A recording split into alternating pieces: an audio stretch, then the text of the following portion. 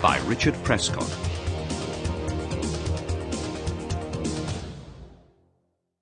Chapter 1. The Meeting. Colin Fenton was lying on the bed in his hotel room, wishing that he was somewhere else. The window was open, and he could hear the constant sound of traffic outside. The hotel was in Brentwood, a small town in Essex, just beyond the eastern suburbs of London. Colin was in Brentwood to teach a computer software course to the administrative staff of a company called Sutton Chemicals. This kind of teaching was always dull, tedious work, and today, the first day of the course, it had been particularly dull and tedious. By the afternoon, Colin had been exhausted. Now it was good to lie on the bed in the semi-darkness. The evening air was cool and damp. Slowly, Colin got up off the bed and went to close the window. He stared out over the hotel car park towards the wide, busy street beyond, while he wondered where he could go to eat dinner. He had a shower and put on some casual clothes.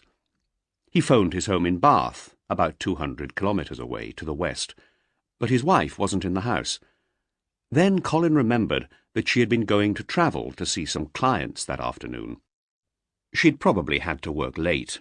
She often did. I'll phone her after dinner, he thought. Colin and his wife, Julie, were partners in business. Their company, CJF Software Solutions, developed computer programs and sold them to a number of large businesses. Colin looked after the company's finances, the marketing of the computer software, and the organisation of training courses. Julie was a software developer. Colin left his hotel room and went to find somewhere to eat. The hotel didn't have a restaurant, but earlier in the day Colin had seen a pub which had a restaurant attached, just down the street. He decided to walk there. The food and wine were excellent. At last, Colin began to relax. So, after the meal, instead of going straight back to the hotel to have an early night, he went into the bar of the pub. It was noisy and crowded, but Colin didn't care about that. In one corner of the bar there was a large television set. A football match was showing, and most of the customers were watching it. Colin bought a drink and tried to find an empty seat. As he was looking round the crowded room, he saw something that almost made him drop his glass. He walked towards a man who was standing at the other side of the bar. "For a moment I thought I was looking in a mirror," he said. The other man was shocked too. The two of them stood, facing each other. It was strange, unreal. Then they both laughed. The two men were unbelievably alike. They were both in their late 30s. They had almost identical features. They even had the same hairstyle. Colin was perhaps slightly heavier, but otherwise the two men were doubles.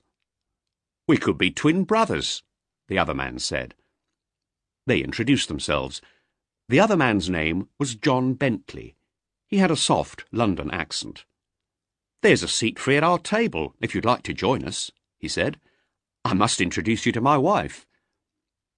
Linda Bentley was sitting on a long seat in the corner farthest from the television. She moved along the seat to make room for Colin. "It's incredible," she said, looking at Colin and her husband. "You two are identical. You're perfect doubles." Linda was dressed in black clothes. She had fair hair, large green eyes, and a broad smile. She wore a lot of makeup, and she wore a lot of heavy gold jewellery. Her skirt, Colin noticed, was very short indeed. She could not have looked less like his own wife, but he liked the way she looked. "I've not seen you in here before, Colin," John Bentley said. "Where are you from?" "Bath," Colin said. "My wife and I own a small computer software company there. I'm in Brentwood for a couple of days, teaching a course." "Oh, I don't know anything about computer software," Linda said. "You must be very clever." She smiled at him, and Colin laughed. "No," he said, "my wife's the clever one." Colin enjoyed being with the Bentleys. He liked their friendly way of talking. Over the next hour, He drank more than he had planned to drink. As a result, he became very talkative. But after some time, he noticed that John Bentley had become silent. Bentley was probably bored with hearing him talk, Colin thought. But Linda kept asking him questions about his business. When it was time to leave the pub, Colin shook hands with the Bentleys, and they wished one another good night. "Will you be here in Brentwood again?" Linda asked Colin as they walked out into the cool night air. "Yes, I will, actually," Colin said. "I've got another 2-day course to teach at Sutton Chemicals in about a month's time." "Oh, so perhaps we'll be seeing each other again then," she said. "That will be great." Her eyes opened wide with pleasure. "Yes," Colin said, "we must meet. I'd love to see you again, both of you." Colin turned into the street, and John and Linda Bentley walked towards a white van at the far side of the pub car park. "Good night, Colin," Linda called. As soon as Colin Fenton was out of sight, the Bentleys started arguing. John, who had drunk rather a lot of beer that evening, began to shout at his wife. "What did you think you were doing?" he yelled. "What's your game? Why were you flirting with that guy?" When he was angry, John Bentley sometimes became violent and hit his wife. But now some people were crossing the car park behind them, talking in loud voices and laughing. Linda knew her husband wouldn't hit her while there were people near. "Shut up," she said. "Give me the keys to the van." John ignored her and began opening the driver's door. She grabbed the keys from him and pushed him out of the way. She got into the driver's seat and waited for him to walk round to the passenger's side. He got slowly into the van. They were silent as she drove away from the pub. But after a minute, Linda touched her husband's hand. "Don't be an idiot, John," she said. John Bentley didn't reply. He just stared out of the window. They were driving along a wide road lined with shops. It had started to rain, and the street lamps were reflected on the wet road and pavements. Linda turned into a side street. "That guy will be useful to us. You'll see," she said. "That's why we must make sure that we see him again." John turned to look at her. "What do you mean?" he said. "You and he are identical, John," she said. "That's interesting, don't you think?" Her husband didn't understand her. A minute later, Linda slowed down and turned onto the drive in front of the garage of their small house. The van's headlights shone onto the garage door. "You can forget about small-time thieving now, John," Linda said. "If you do one big, easy robbery now, we'll be rich for the rest of our lives." "I'm going straight now, Linda," John said. "I'm finished with thieving. You know that.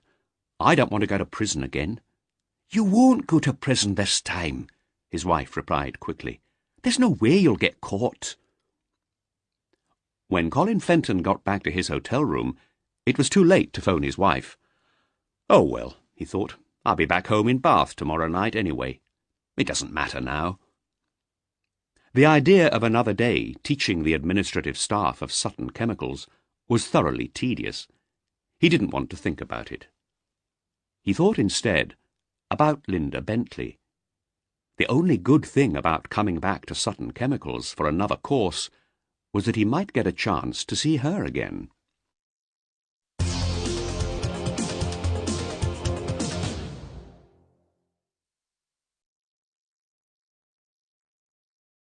Chapter 2. The Business. It was a cold, wet Monday morning in late October, 2 weeks after Colin had taught the training course at Sutton Chemicals. The trees that lined the streets in Bath were bare. Dead leaves lay on the pavements. Colin shivered as he got into his car. He picked a cassette from a pile on the passenger seat, put it into the player, and started the car engine. A moment later, an old blues song was coming from the stereo. Colin and Julie always went to work in separate cars. They left home at different times in the mornings and arrived home at different times in the evenings. During the day, they hardly saw each other. They were busy with their own jobs. Both of them regularly travelled to see clients, Julie to sort out their technical problems, Colin to sell the software and teach training courses, but they rarely travelled together. Today was one of the rare days when they were both going to be in Bath all day, but before he went to the office, Colin had an appointment that he wasn't looking forward to. He drove to the eastern side of the city, parked his BMW, and hurried through the rain to a low office block. Outside one of the ground floor offices was a brass sign with the words, D.S.T. Booker, Accountant. Colin opened the door and walked in. A girl was working at a desk with 6 filing trays, a computer, and 2 telephones on it. "Mr. Booker's expecting me," Colin told her. "Yes, that's fine," the girl replied. "Please go through." Colin went through a door into another room. Mr. Booker was bent over his desk, reading some papers. He wore very thick glasses, and he held the papers close to his pale face. He looked like a man in pain. Colin sat down and pushed a folder of financial documents across the desk. Booker slowly raised his head, opened the folder, and glanced briefly through the documents. "You're going to lose money for the 2nd year running, Mr. Fenton," he said. "You've got to do something about this quickly, or you'll go out of business."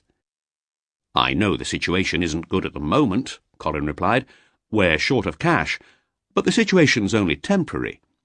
"Well," Booker said, "the facts are clear enough. This year you've earned around £40,000 so far. But last year you spent more than £150,000, and you'll spend more or less the same this year. Your business won't survive unless there are some large orders coming in soon." Colin was silent. He looked down at the floor. Booker leant forward.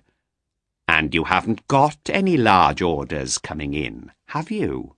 he said. He seemed almost pleased. "We're developing some important new software for Jackman's, the big insurance brokers," Colin said. "It's for use at their head office in Manchester. It's a valuable contract."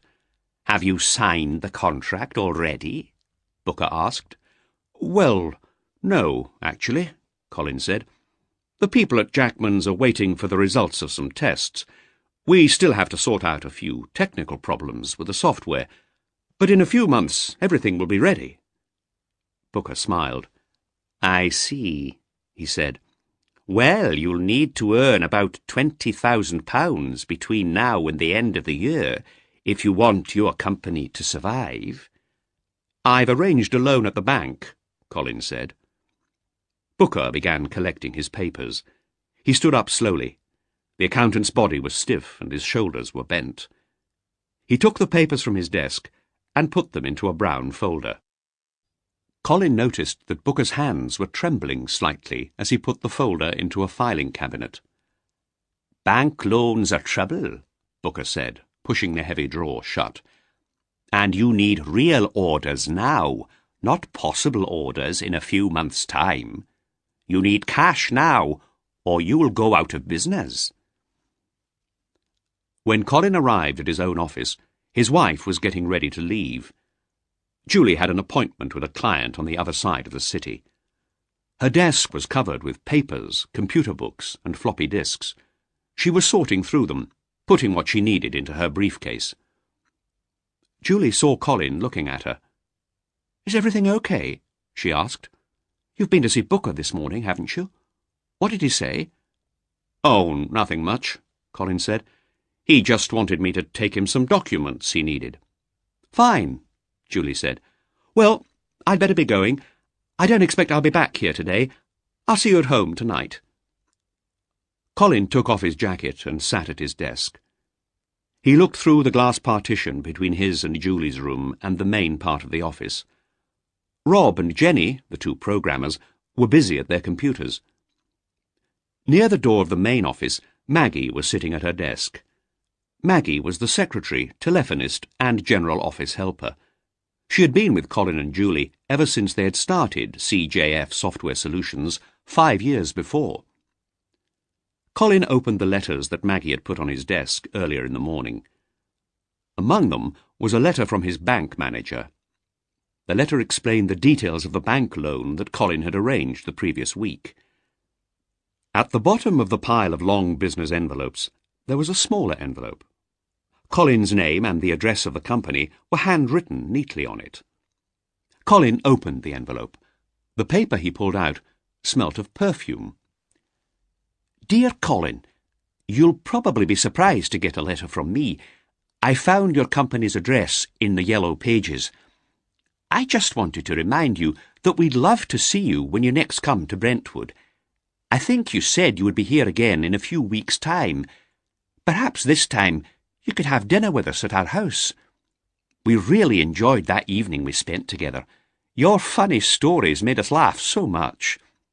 Please phone me on 0033 23456 before your next visit, so that we can arrange to meet. Hoping to see you again soon. Best wishes, Linda Bentley." Colin held the letter close to his face. The perfume was the one which Linda Bentley had been wearing that Wednesday night in the pub in Brentwood. Colin didn't know what to think about the letter. What did Linda mean by "your funny stories"? He had talked a lot that evening, but he couldn't remember telling any funny stories. Well, not many, anyway. The letter could be embarrassing for him, Colin thought. He didn't want Julie to see it. He quickly read through the letter again, and he noticed that the number was for a mobile phone. He tore off the part of the letter with the phone number on it and put the piece of paper in his wallet.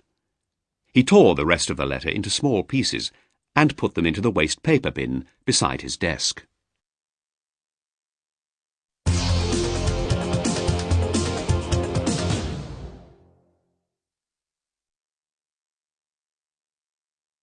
Chapter 3. The Plan. Linda Bentley was 33 years old, and she was good-looking. She was used to getting what she wanted. She had made an important decision very early in her life.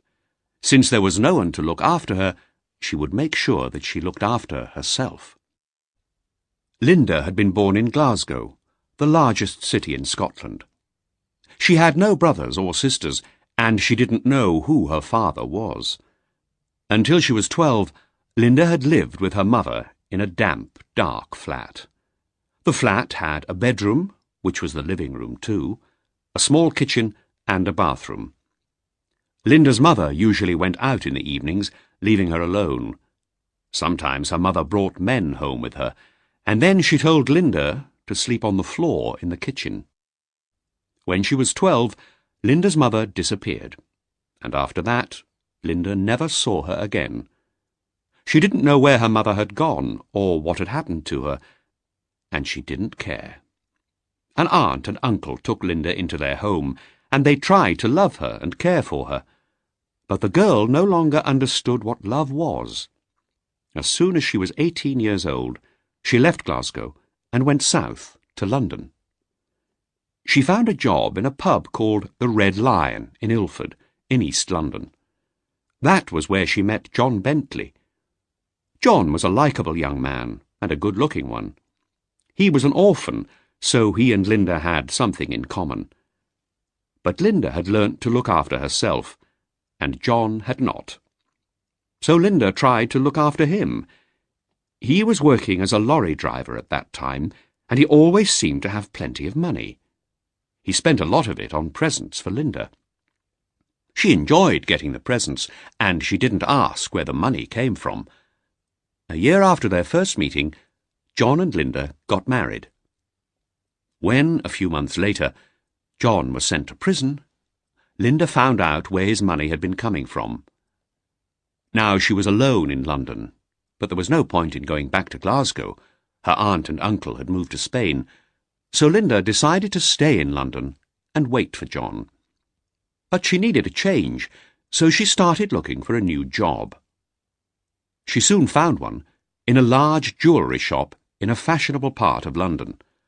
The shop was called Sandwell's. Linda's job there was much better paid than the work in the pub, and it was much more pleasant too. When John Bentley came out of prison, he was determined to stay away from his old friends. He decided to go straight. He had hated being locked in a cell for most of each day, and he didn't want to go back to prison. Linda persuaded Mr. Rose, the manager at Sandwell's, to give her husband a job. The manager knew about John's time in prison, but he gave the young man a chance to live an honest life. Later that year, John and Linda moved into the small rented house near Brentwood, where they still lived. Early one evening, a few weeks after she'd sent the letter to Colin, Linda Bentley was in her kitchen, preparing a meal. As she put some fish into a large pan, her mobile phone began to ring. She quickly wiped her hands and put the phone to her ear. John was in the living room, watching television. He couldn't hear Linda's conversation. "So you'll be in Brentwood next week," Linda said. "That's great, Colin. How long will you be staying?" "2 nights," Colin said. "We could meet on Wednesday or Thursday evening." Linda thought for a moment. "Wednesday will be best for me," she said. "Can we meet in the same pub at around 6:30? Then later you can come here for a meal with us." "Yes, that's fine. I'll see you next Wednesday then," Colin said. Linda switched her phone off and put it in her handbag. She smiled to herself. Wednesday was certainly the best day for what she had in mind. John would be away from home that night. Soon the fish was ready. Linda switched off the cooker and turned round with the pan in her hand. John was standing in the kitchen doorway. "I just heard your phone ring," he said. "Who are you talking to?" "No one," Linda replied. "Somebody called a wrong number."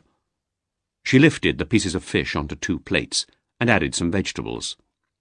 "Sit down and eat this while it's hot," she said. On the evening of the following Tuesday, Colin Fenton left his home in Bath and travelled to Brentwood. He booked into the same hotel, ready to start work early in the morning.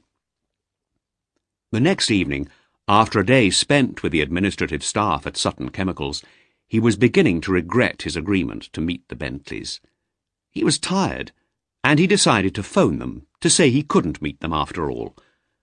But when he looked at his watch, he saw that it was too late. It was almost 6 o'clock already, and he had agreed to meet his friends at the pub at 6:30. He would have to go to the pub, eat his meal at their home as quickly as he could, and leave early. This time the pub wasn't crowded. There was no football on the television, and the bar was nearly empty. A few people were sitting at tables, drinking and talking. Linda Bentley was waiting for him, sitting on her own at a table in a corner. She had a glass of orange juice in front of her. Colin walked across the room towards her. She stood up and shook his hand. "Hello," she said. "I'm glad you could come." She was wearing a black dress made of shiny material. It was tight-fitting and very short. "It's good to see you, Linda," Colin said. "Can I get you another drink?" "No, it's okay, thanks. I haven't finished this yet," she replied, touching her glass.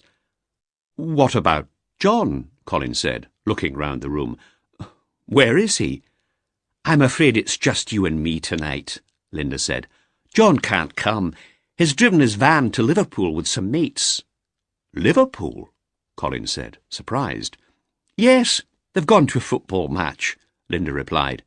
"John's football mad. He supports West Ham United. He goes to watch all their matches. West Ham are playing Liverpool Football Club tonight." "You should have sent me a message," Colin said. "We could have met another time." Linda smiled at him. "I wanted to see you tonight, John. Go and get yourself a drink," she said. After a few drinks, they left the pub and Linda drove them back to her house in her red Ford Escort. Everything was ready for dinner. There was a small vase of flowers in the middle of the table, and a glass bowl full of water on which candles floated. While Linda finished preparing the food, Colin looked at the framed photographs on the sideboard in the living room. They were mostly pictures of John and Linda on holiday in various places. But one photograph showed an elderly couple, sitting in a sunny Mediterranean garden. Colin picked it up and looked at it. Linda came into the room, carrying a tray of pasta and salad. Colin pointed to the photo. "Your parents?" he asked. "No, my aunt and uncle," Linda replied. "But they were like parents to me. They looked after me when I was a teenager in Glasgow. My uncle is dead now, but my aunt still lives in Spain. It's too cold and wet for her in Scotland." "Do you see your aunt often?" asked Colin. "No, I haven't seen her for years. John doesn't like the heat in Spain," Linda replied, laughing. "But we might go to see her soon." They spent the next couple of hours eating, laughing, and getting to know each other. Colin was soon feeling much better, and he was glad that he had come. Suddenly, he found himself looking straight into Linda's large green eyes. She smiled at him and looked down at the table, pretending to be embarrassed. It was late when they finished their meal. Then they sat in armchairs drinking coffee. After the second cup, Linda leant back in her chair and said calmly, "Colin, do you want to earn £10,000 for one evening's easy work?" This simple question took Colin completely by surprise. He'd been expecting a proposal, but a very different one. He laughed. "I don't buy lottery tickets," he said. "I'm serious, Colin," Linda said, "and I'm not talking about buying lottery tickets." She got up and came to sit on the floor next to his chair. She smiled at him and touched his hand. "I'm talking about £10,000 in cash. It's yours if you want it." Colin sat up straight and removed Linda's hand from his own hand. "What's going on?" he said nervously. "What do you want from me?" "Nothing, Colin," she said quickly. "I was joking." She stood up. "Let's have some more coffee." "You weren't joking," Colin said. "You'd better tell me what this is about." "You're right. I wasn't joking," she replied. "But I'm not sure that I should tell you. Perhaps I've made a mistake." Colin finished his coffee and stood up. "OK, you'd better take me back to my hotel," he said. "It really is late. It's past midnight." Colin got up and went into the hall to get his coat. When he came back into the living room, Linda Bentley's eyes were wet, and tears were running down her cheeks. "I'm sorry, Colin," she said. She cried quietly. Colin put his arms around her and held her for a moment. Then he kissed the tears on her cheeks and stroked her hair. "It's all right, Linda," he said. Linda stopped crying and pulled herself away from him. "You must think I'm very stupid," she said. "I'll get my coat and take you back to your hotel. I'm so sorry I spoilt a lovely evening." She went into the hall and took her coat from a cupboard. Colin followed her. When she turned round, Colin was right behind her. He took the coat from her and dropped it on the floor. She looked at him, her eyes wide open.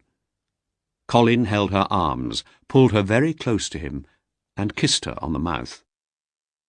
"You can take me back to the hotel early tomorrow morning," he said. "The evening's not spoilt at all." Early next morning, Colin and Linda had some coffee and toast together. Then Linda drove Colin back to his hotel. It was only 7:15, and the roads were clear. It was a cold, sunny morning. They talked about what each of them was going to do during the day, but they both knew they were avoiding talking about the previous night. Suddenly, they both became silent. Colin stared out of the window. They were driving past trees that were white with frost. Colin turned and looked at Linda. At last, Linda smiled at him and spoke. "What are you thinking about, Colin?" she asked. "It was a strange evening, wasn't it?" he replied. Linda nodded. "You planned it all, didn't you?" Colin said. "Do you mind if I did?" she asked. Colin thought for a moment. "No, I don't think I do," he said. Then he added, "And what about the £10,000? You were serious about that, weren't you?" They had reached Colin's hotel. Linda drove onto the car park and switched off the car engine. "My husband is going to need an alibi," she said. "You can provide one for him. It's as simple as that." "What do you mean?" You and John are identical. All you have to do is pretend to be John for a night. While John does a robbery, am I right? Right! What's he going to steal? I can't tell you that. Linda, I need to know, Colin said. It won't be an armed robbery, will it? Nobody will carry a gun. No one will get killed or hurt, Colin. What's the plan? Colin asked. Is John going to rob a bank? No, Linda said, and you don't need to know any more about it. Yes, I do, Linda, Colin insisted. I have to know what risk I'll be taking. I don't want anybody to get hurt, and I don't want to spend years of my life in prison. Linda thought for a moment. All right, Colin, she said. I'll tell you the plan. John and I work in a jewellery shop. We know all about the security systems there. John will be able to get inside the shop at night without setting off the alarm. He'll smash a window and set off the alarm as he's leaving. We hope that the police will think it's an ordinary break-in. But John has a criminal record, and the police might suspect him if he doesn't have an alibi. He'll need a really good alibi. You can provide him with it. I understand, Colin said. When do you plan to do this? We haven't chosen a date yet. We can make our plans fit with yours, Linda replied. You travel a lot because of your work, you told us that. One day, when you're somewhere a long way from London, you can stay in a hotel using John's name.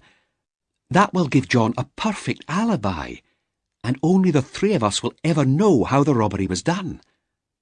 You've planned this all very carefully, haven't you? When I want something, I make sure I get it, Linda said. Colin thought about the previous evening. Yes, you do, he agreed in a cold voice. What about the money? The £10,000? We can pay you a few thousand in advance, Linda said. You'll get the rest soon after the robbery. I might be able to help you, but I need some time to think about this, said Colin. OK, Linda said. You've got my phone number.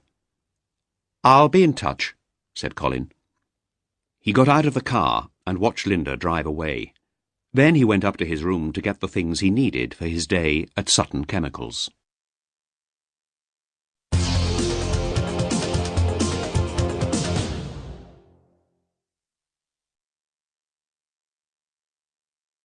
Chapter 4.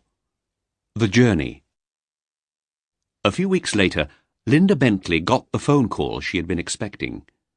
She was hurrying back to the jewellery shop after her lunch break. It was nearly Christmas, and the London streets were crowded with shoppers. Linda's mobile phone rang inside her bag. She opened her bag and lifted the phone to her ear. She heard Colin say, "All right, I'll do it." "Good. I knew you would," she replied. "We'll need a few weeks to get everything ready." "That's fine," Colin said. "I'll be in Manchester in about 4 weeks' time. That'll be the second week in January. We can arrange John's alibi for then." "Phone me again next week, Colin," Linda said. "We'll fix the dates and times then." Linda put her phone back inside her handbag and smiled. She pushed her way through the crowds and she ran down some steps into an underground station. Her only problem now was to tell John about the plan. Her husband still knew nothing about her second meeting with Colin Fenton. That evening, the Bentleys were sitting in their kitchen eating dinner. John had a newspaper on the table, and he was reading the sports pages while he ate. Linda put her hand on his arm. "John, do you remember our friend Colin?" she said. "Who?" John said, not looking up. "You know, the guy who looks just like you," Linda said. "What about him?" John turned the page of the newspaper and folded it. "He's agreed to give you an alibi." Linda stood up and carried her plate to the sink so that she did not have to look at John. John put the newspaper down and pushed his chair back. "When did you speak to him?" he said. "A couple of weeks ago," Linda said, filling the sink with water. "I met him in the pub. He was teaching a course at that chemical company." "Was that when I was in Liverpool?" Linda knew that John was angry and jealous. She didn't answer him. "You waited for me to be out of the way," John shouted. "I expect you had a great time together, didn't you? Come on, answer me." Linda heard a plate smash against the tiled floor. "What was it? Dinner in the pub? Or did you come back here for dinner? And what else did you come back here for?" John was furious. He stood up suddenly, and his chair fell back and hit the floor. Linda cried out in pain as John grabbed her arms and began shaking her. "I don't need an alibi," John shouted. "No alibi! Forget it! I told you before, I'm not going to rob the shop. I'm going straight now." Linda was screaming with pain. She pushed her husband with all her strength. John crashed into the kitchen table and then fell hard against the wall, hitting his head against it with a loud crack. Linda turned, breathing fast. She stared at the bloodstain on the white wall. Below it, John was lying on the floor, holding his head. "Don't you ever do that to me again!" Linda shouted. She left him there and went upstairs to wash. Her arms ached, and she could hardly move them. Where John had grabbed her, there were 2 large, dark bruises on her skin. Linda went to the bedroom, got into bed, and closed her eyes. After some time, she heard John moving about downstairs, cleaning up in the kitchen. Later, she heard him come up the stairs, go to the bathroom, and have a shower. When he got into the bed, he didn't speak to her, but he didn't go to sleep. After half an hour, Linda said quietly, "We mustn't waste any time, John. Tomorrow you'd better go and see Frankie Simpson at the Red Lion. Talk to him about the jewellery. He'll fence it for us. Don't tell him where you're getting it. Just tell him you want him to sell more than £1 million worth of jewellery. OK?" John didn't answer. "OK," Linda repeated. "OK," John said at last. Towards the end of December, Colin made the final arrangements with Linda. The date for the robbery was arranged for the 10th of January. Now that all the plans were made, Colin suddenly understood the risk he was taking. But he tried not to worry, telling himself that it was only an exciting game. After all, the money he was going to be paid would save his company. Colin and Julie spent the Christmas holidays visiting Julie's brother and his family in Devon. No one noticed that Colin was a little quieter than usual. One morning in early January, Colin and Julie were in the office together, talking about the big project at Jackman's, the insurance brokers. Julie was still testing the software, but that morning the Fentons were discussing a report that Julie had just given Colin. The report was full of charts showing the results of the latest tests. "These figures look good, Julie," Colin said. "When I show the people at Jackman's these charts, I'm sure they'll be very impressed. I'm going to see Jim Slater in Manchester next week. It should be easy to convince him to purchase the software now." "I'd better come with you," Julie said. "There'll be technical details to discuss." "I can do that," Colin said. "Leave it with me." "No, Colin," Julie said. "I should be in Manchester with you. You know how fussy Slater is about details. We've got to do this properly. Jackman's could become our biggest client." Colin stood up and looked out of the window. He was thinking quickly. He couldn't allow Julie to come to Manchester with him, not this time.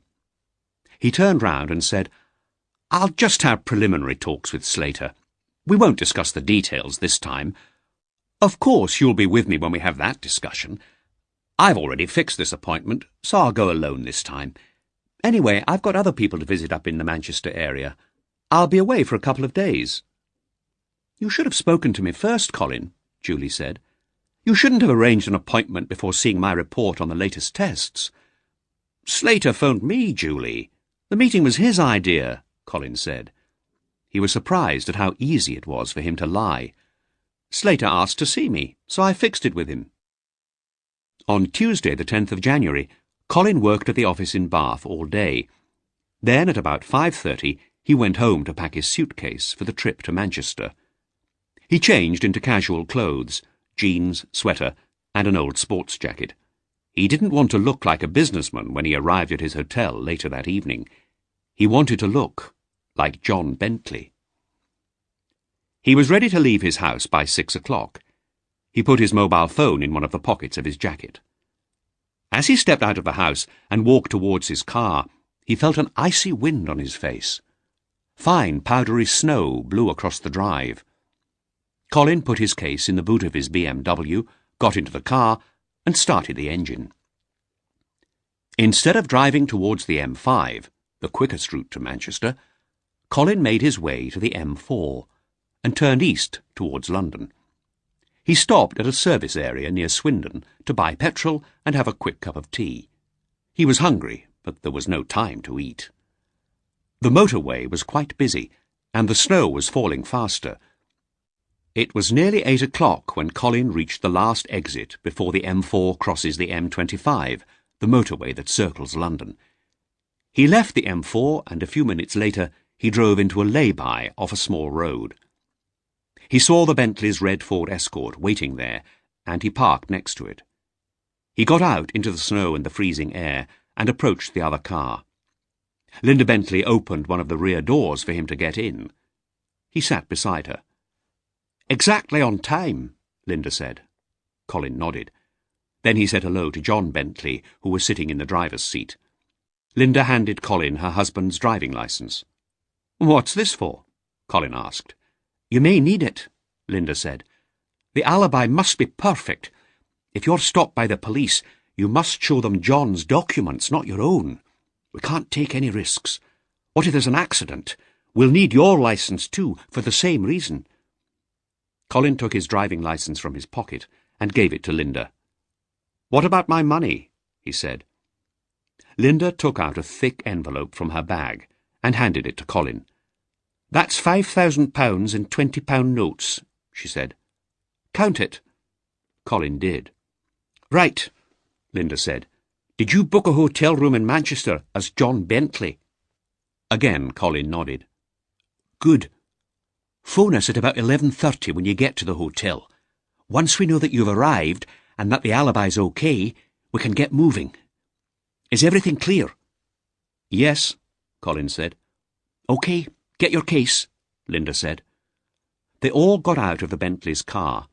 Colin opened the boot of his own car and took out his case.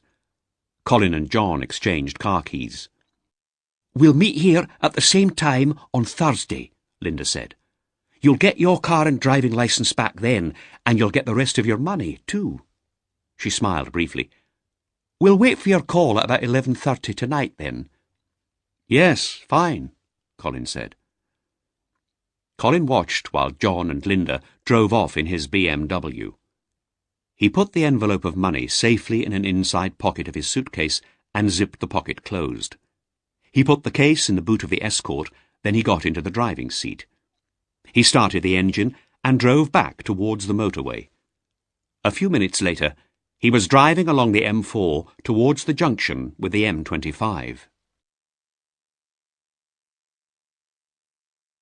Chapter 5. The Accident. The M25 was very busy and the traffic moved very slowly indeed. Colin didn't need to stay on that motorway for long because he was driving to the junction with the M40. He hoped to make better progress when he turned onto the M40 and started to drive northwest towards Birmingham. But instead, the traffic on the M40 was even worse than on the M25. Roadworks and the high winds and heavy snow reduced the traffic speed to less than 50 kilometres per hour. Time was passing, and Colin began to wonder whether he could reach Manchester that night. He decided that the only thing to do was to leave the motorway at the next exit and drive on smaller roads north towards Birmingham. Beyond Birmingham, he could join the M6, which he hoped would be less busy, and drive to Manchester on that. As soon as he left the M40, Colin was sure he had made the right decision. After a few minutes, he was racing along quiet country roads. Then the accident happened. It was just after 9 o'clock. The road in front of him was clear, and Colin put his foot down on the accelerator. There were no streetlights, and the night was very dark. High hedges and tall trees lined the road. Beyond the hedges, the fields seemed black. The narrow road curved sharply ahead. Colin turned his steering wheel, but suddenly the car was out of control. It spun round, rolled over, then crashed into a huge tree by the side of the road. Another car had been following the red escort for several miles, a blue Volvo. The car's driver witnessed the accident. Mark Ashwood slowed down as he watched the car spin and roll over. When it hit the tree, there was a dreadful noise of tearing metal and breaking glass. Mark stopped his car behind the wrecked escort. Leaving his engine running and turning his headlights full on, he jumped out of his car and hurried towards the wreck. The road, he noticed, was covered in ice. The accident looked serious. The car lay on its roof. The escort was a mass of torn metal. Broken glass lay on the icy road and on the snow-covered grass by the side of the road. The front of the car was against the trunk of the tree. There seemed no hope for the driver. Mark looked inside the wrecked car. A man was trapped in the driver's seat, the steering wheel pressing into his chest. He was still alive. Mark could hear him groaning quietly. Mark pulled at the twisted metal that had been the driver's door, but it would not move. Cutting equipment would be needed to free the injured man. Mark tried to think what to do. He was a long way from a phone box, and he was not carrying a mobile. He didn't want to leave the injured man alone, but he could do nothing to free him without help. After a minute, Mark heard a lorry approaching. He stood in the middle of the road, waving his arms. The lorry stopped, and the driver looked out of the cab. He saw the wreckage and shook his head. "Will you drive to a phone box, please?" Mark shouted to him. "This is an emergency." "There's no need, mate," the lorry driver called back. "I've got a mobile phone." "Then please, phone for the emergency services quickly. There's a man trapped in there. We'll need a fire crew and an ambulance, as well as the police." While the lorry driver was phoning, Mark went back to the injured man. After half a minute, the lorry driver called down from his cab. "An ambulance is on its way," he said. "Do you need my help here?" "There's nothing you can do. I'll wait till help arrives." "Then I'll move on. I'm blocking the road with the lorry." As the lorry moved slowly away, Mark looked inside the wrecked car again. The injured man was trying to speak. Mark could hear him through the broken glass of the driver's window. "Don't try to talk. Help is coming," Mark said. "You'll soon be out of there." There was blood on the man's face. He looked about the same age as Mark himself, somewhere in his mid-30s. "Julie," the man said. "Julian? Is that your name?" "No. Please tell Julie," the man said slowly. It was difficult for him to breathe. "Tell her I'm sorry. I've been so stupid.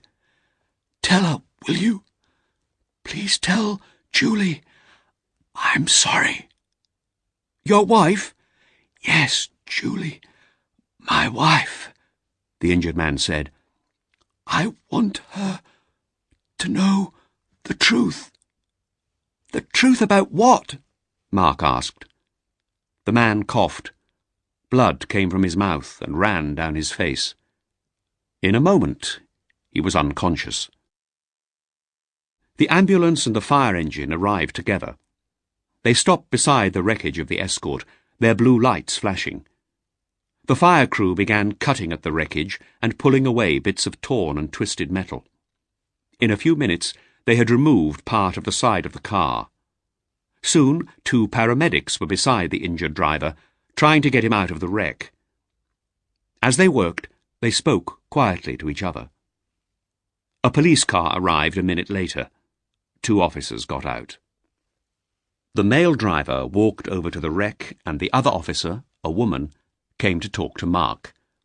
He briefly described what he'd seen to the young policewoman. "Was he going fast?" she asked him. "Yes, too fast, I suppose," Mark said, "and the road is icy here on the bend.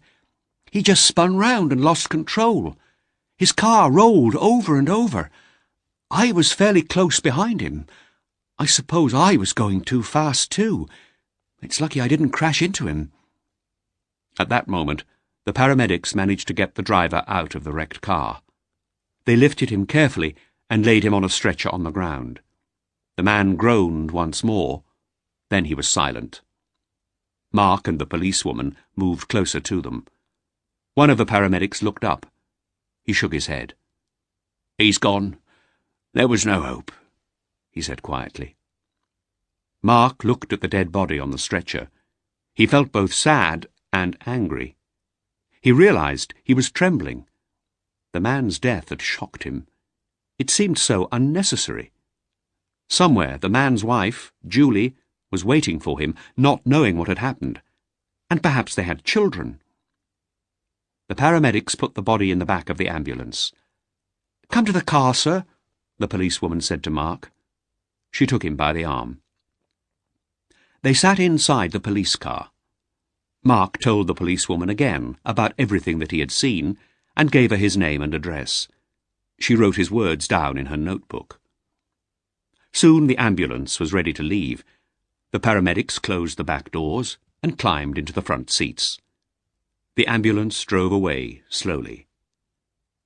The other officer returned to the police car. He sat in the driver's seat. He spoke quietly to his colleague. "A breakdown truck is coming to take away the wreckage," he said. Then he turned and spoke to Mark. "You look a bit pale, sir. Are you all right to continue your journey?" "Yes, I'm fine," Mark said. He was silent for a moment. Then he added, "I need to speak to that poor man's wife." "Don't worry, sir," the policewoman said. "We'll take care of that." Mark thought about the driver's wife getting a visit from the police late at night. He tried to imagine how she would feel. "Yes, of course," he said slowly. "But I was the last person to speak to the man. I saw the accident happen. If his wife knows how the accident happened, perhaps it will help her. Can you give me the man's name and address?" "We can't do that, sir," the policeman said. "The man's relatives will have to identify the body first." "But I must speak to his wife," Mark said. "Before he died, he gave me a message for her. It was important to him, and it might help his wife accept his death." The policewoman spoke quietly to her colleague. "He could phone me in a few days," she said. "The identification will have been made by then." The policeman nodded. "Okay," he said. The woman wrote down her name and phone number and gave it to Mark. "You can get in touch with me at this number on Monday morning. I should be able to tell you the man's name and address then." Mark folded the piece of paper and put it inside his wallet. "Thanks," he said. "We'll need you to call at the police station in Thame in the next day or two, sir," the policewoman said. "You were the only witness to the accident. We'll need you to sign a statement. You'll probably have to attend the inquest, too." "Yes, of course," said Mark. "I'd better go now." "OK, sir," the policewoman said. "Drive carefully." As Mark drove away, he saw a breakdown truck approaching.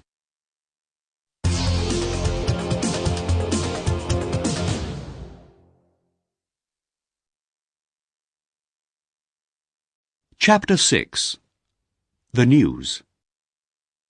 While her husband was dying on an icy road in Oxfordshire, Julie Fenton was in her comfortable home in the city of Bath. She was sitting in the living room with a magazine in her hands. Music was playing quietly on the stereo. Listening to music was Julie's way of relaxing. She had tried to interest Colin in classical music, but Colin always preferred blues and jazz. Julie wasn't reading the magazine she was holding, and this evening the music didn't help her relax. She was worrying about a technical problem she'd been having with the new software for Jackman's, and she was angry with her husband. Colin had said that he would phone her from his hotel in Manchester. It was typical of him that he'd forgotten. No doubt when he came home again in a few days' time, he'd have a good excuse for not phoning. He usually had good excuses. At 11:30, Julie yawned and put her magazine down. She looked at the phone, hoping it would ring, but it didn't. She switched off the stereo and went to bed. In Brentwood, Linda and John Bentley were getting nervous. They sat quietly, listening to the sound of the kitchen clock ticking. John had everything ready for the robbery. He was wearing black clothes, and in his jacket pocket was a gun. On the chair next to him, there was a sports bag with some equipment inside. Suddenly, he stood up and started to walk nervously round the room. "What's happened? Why hasn't Fenton phoned?" he said. "Don't worry, he's been delayed, that's all," Linda said. John sat down again. He looked at the clock. It was now almost midnight. The agreed time for Colin's call had been 11:30. Soon it would be time for them to leave for Sandwell's. They heard a car stop outside the house. John lifted a curtain and looked through the window into the dark street. Immediately he let the curtain fall again and stood back from the window. "It's the police," he said. "What's that guy done, Linda? What's his game? Has he told the police about our plan?" "Go upstairs," Linda said. "Keep out of the way. We've done nothing wrong. There's nothing to worry about." John grabbed his sports bag and ran upstairs. He hid in the bedroom at the back of the house. A moment later, the doorbell rang. Linda went to the front door and opened it. 2 police officers were standing in the doorway. One of the officers was a woman. "Mrs. Bentley?" the policewoman said. "Yes. We're very sorry to disturb you at this time of night, but—" The policewoman was silent for a moment. "I'm sorry," she went on. "May we come in?" "Yes, of course." They went into the living room and sat down. "It's about your husband, Mrs. Bentley," the policewoman said. "I'm afraid he's had an accident." Linda opened her mouth, but no words came out. The policewoman touched her hand. "I'm very sorry, Mrs. Bentley," the policewoman said, "but your husband died earlier this evening. His car crashed on an icy road near Thame, in Oxfordshire." Linda looked down at the floor. This was terrible news. She'd never imagined that this could happen. She heard the policewoman say, "I'm afraid you'll have to identify your husband's body." "Yes, of course," Linda said, looking up at last. "A police car will collect you tomorrow morning at 10 o'clock. When the police had gone, John came downstairs. Linda was in the kitchen making tea. She poured the boiling water into the pot. John stood in the doorway. "Well?" he said. "What did they want?" "It's Colin," she said. "He's had a car accident. He's dead." "What did you tell the police?" John asked. "Nothing," Linda said. "What could I tell them?" "What happens now?" John asked. "Be quiet. I must think," Linda replied. A few minutes later, Linda was calm again. She poured the tea into 2 mugs and put them on the table. She sat down next to her husband. "Everything's changed now, John," she said. "But it's good. Everyone will think you're dead, not Colin Fenton. We've got to make sure that they go on thinking that." "We can't do that," John said. "The police will find out. And what about Fenton's wife? She'll soon start looking for him." "But she won't find him, will she?" Linda said. "There'll be a funeral in this area for someone called John Bentley. Why would anybody connect that with the disappearance from Bath of a man called Fenton? What about me?" "You'll have to stay hidden for a while," Linda replied. "Then, when the funeral is over and everything's quiet again, you'll do the robbery just as we planned. After that, we'll get away to Spain. It'll be all right, you'll see." They drank their tea in silence. Then Linda said, "Tomorrow I'm going to be busy. The police are coming to collect me at 10 o'clock. I've got to go to Oxford to identify your body. All you have to do is keep quiet in here. You'll have to stay in the back bedroom with the curtains closed. If anyone sees or hears you, we're finished. Is that clear?" "This is madness," John said. "Just do as I say, John, and everything will be all right," Linda said again.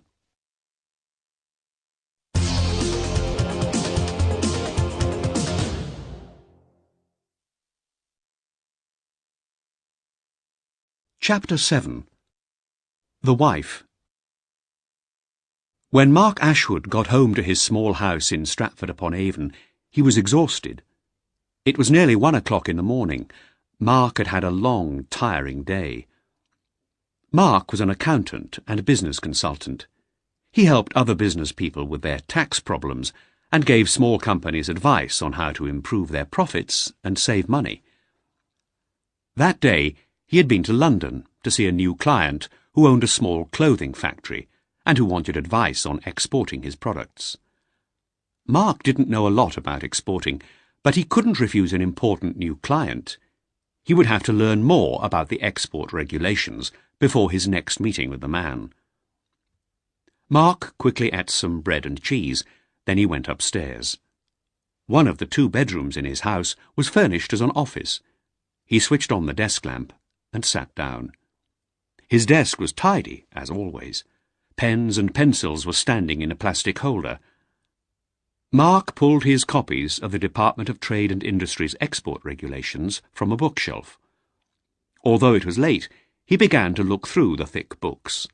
He tried to concentrate, but he couldn't stop thinking about the man who had died earlier in the evening. "Tell Julie I'm sorry," the man had said. Mark didn't like the idea much, but he knew that he would have to visit Julie. He knew that he would have to carry out the dying man's last wish. The following afternoon, Julie Fenton was working in her office in Bath when she had a phone call from Manchester. Jim Slater at Jackman's was wondering where Colin was. He had not appeared for their meeting that morning. Did Julie know if anything was wrong? Julie was embarrassed. "I'm sorry," she told Slater. "My husband left for Manchester yesterday. I can't think why he hasn't arrived. He may have been delayed at another client's office, but I'm sure he would have phoned you." "Well, as soon as you hear from him, please ask him to contact me," Slater said. "Of course," Julie replied. She put the phone down. She was furious. What did Colin think he was doing? Jackman's were such important clients. Julie dialed the number of Colin's mobile phone, but she couldn't make contact. Colin had probably switched the phone off, she thought. There was no news of Colin for the rest of the afternoon. Julie worked in the office until 6:30, testing a new computer program that she was writing. She tried calling Colin's mobile phone several times more, but she could never make contact. "Where the hell is he?" Julie said to herself.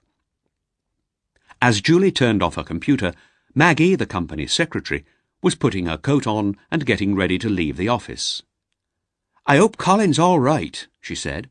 "It's strange that he hasn't called." "Perhaps I should phone his hotel," Julie replied.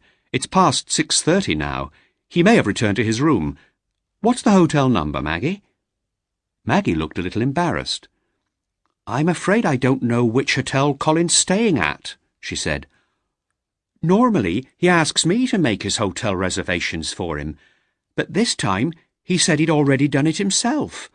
I didn't think to ask him which hotel it was." "Well, we'll just have to wait for him to contact us then," Julie said. She was tired now as well as angry. It was typical of Colin to be so thoughtless. She switched off her desk lamp and put on her coat. "I've done enough for one day," she said to Maggie. "I'm going home too." As the evening passed, Julie's anger changed to worry and then to fear. Colin still hadn't got in touch. Julie began to think that something terrible might have happened. She went to bed, but she slept badly, expecting the telephone to ring at any time. but the phone didn't ring. In the morning, she got up feeling tired and miserable. She had to do something. She picked up the telephone and dialed the local police station. "Good morning," she said. "I want to report a missing person." Half an hour later, a police car drove up to the house. Julie opened the front door and took the two officers, a woman and a young man, into the living room. "When exactly did your husband go missing, Mrs. Fenton?" the policeman asked as they all sat down. "He went away on a business trip 2 days ago," Julie began, "but he failed to appear at the meeting he'd arranged, and I haven't heard from him at all since he left. I'm very worried about him." "Of course," said the policeman. "Does your husband often travel on business?" "Yes, he goes away about once a month." "Has he ever failed to come home before?" Julie hesitated. "No," she said finally. "You don't seem certain." "Well, there have been a couple of times when he has stayed away from home," Julie said, "but those times were different. We had had arguments and he was angry with me, but he didn't stay away long, and he never missed business meetings." "I see," the policeman said. "And when was the last time this happened, Mrs. Fenton?" "About 3 years ago." "And there was no argument this time?" "No," Julie said. The police officers asked for Colin Fenton's personal details: his age, his description, what clothes he had been wearing when Julie had last seen him, and they asked what type of car he drove and its registration number. Julie took the police officers to the front door. "We'll tell you if we hear anything, of course," the policewoman said. "But I must warn you, Mrs. Fenton, if your husband doesn't want to return, that's not a matter for the police. If he has abandoned you, that isn't a crime. The police can do nothing to help you." "I understand that," Julie answered. The police officers walked back to their car, and Julie closed the door. She felt miserable and alone. She went to the kitchen and made a drink. Then she had a shower and put on fresh clothes, ready to go to the office. It was going to be another busy day.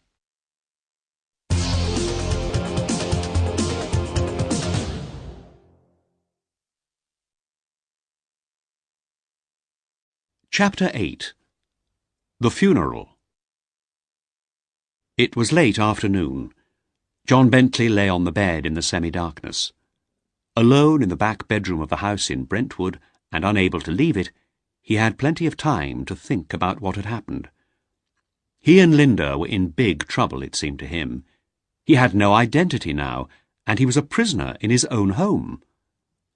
He tried to imagine his future, but he couldn't find anything to believe in. He had slept most of the earlier part of the day, but his sleep had been troubled by bad dreams, and he had been woken from time to time by the ringing of the telephone.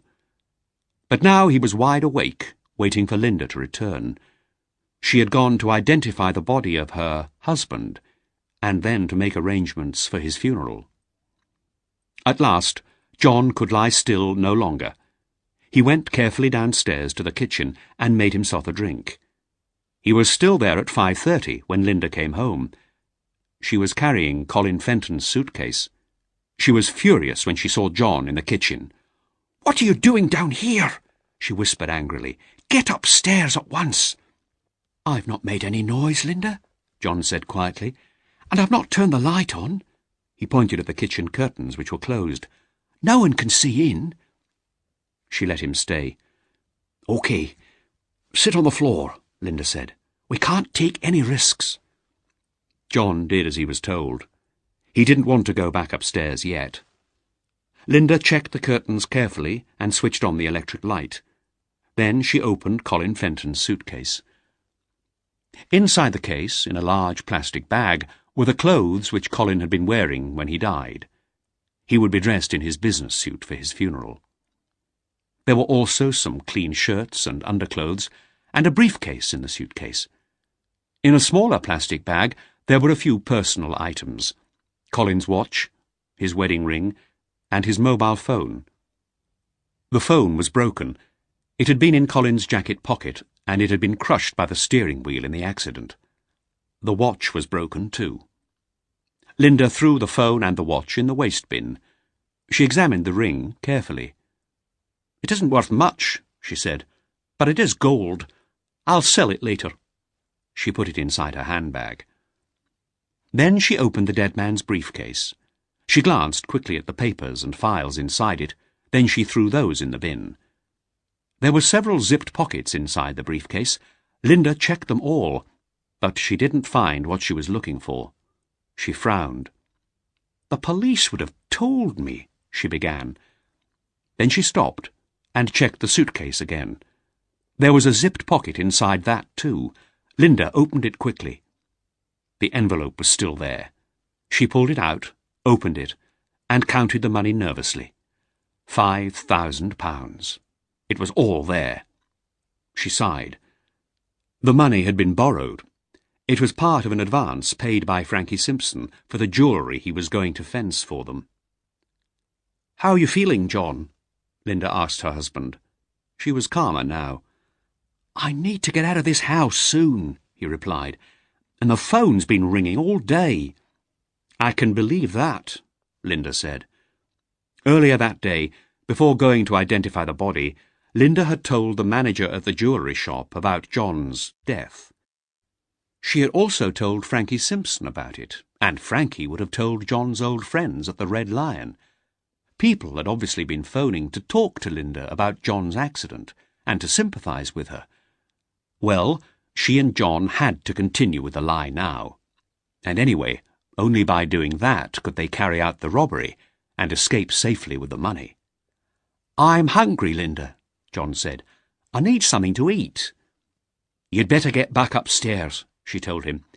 "I'll cook you something and bring it up to you in half an hour." John returned quietly to the back bedroom. He lay on the bed again, still angry with Linda for getting him into this situation. Soon he heard her coming upstairs. She entered the room carrying a tray with a plate of hamburgers on it.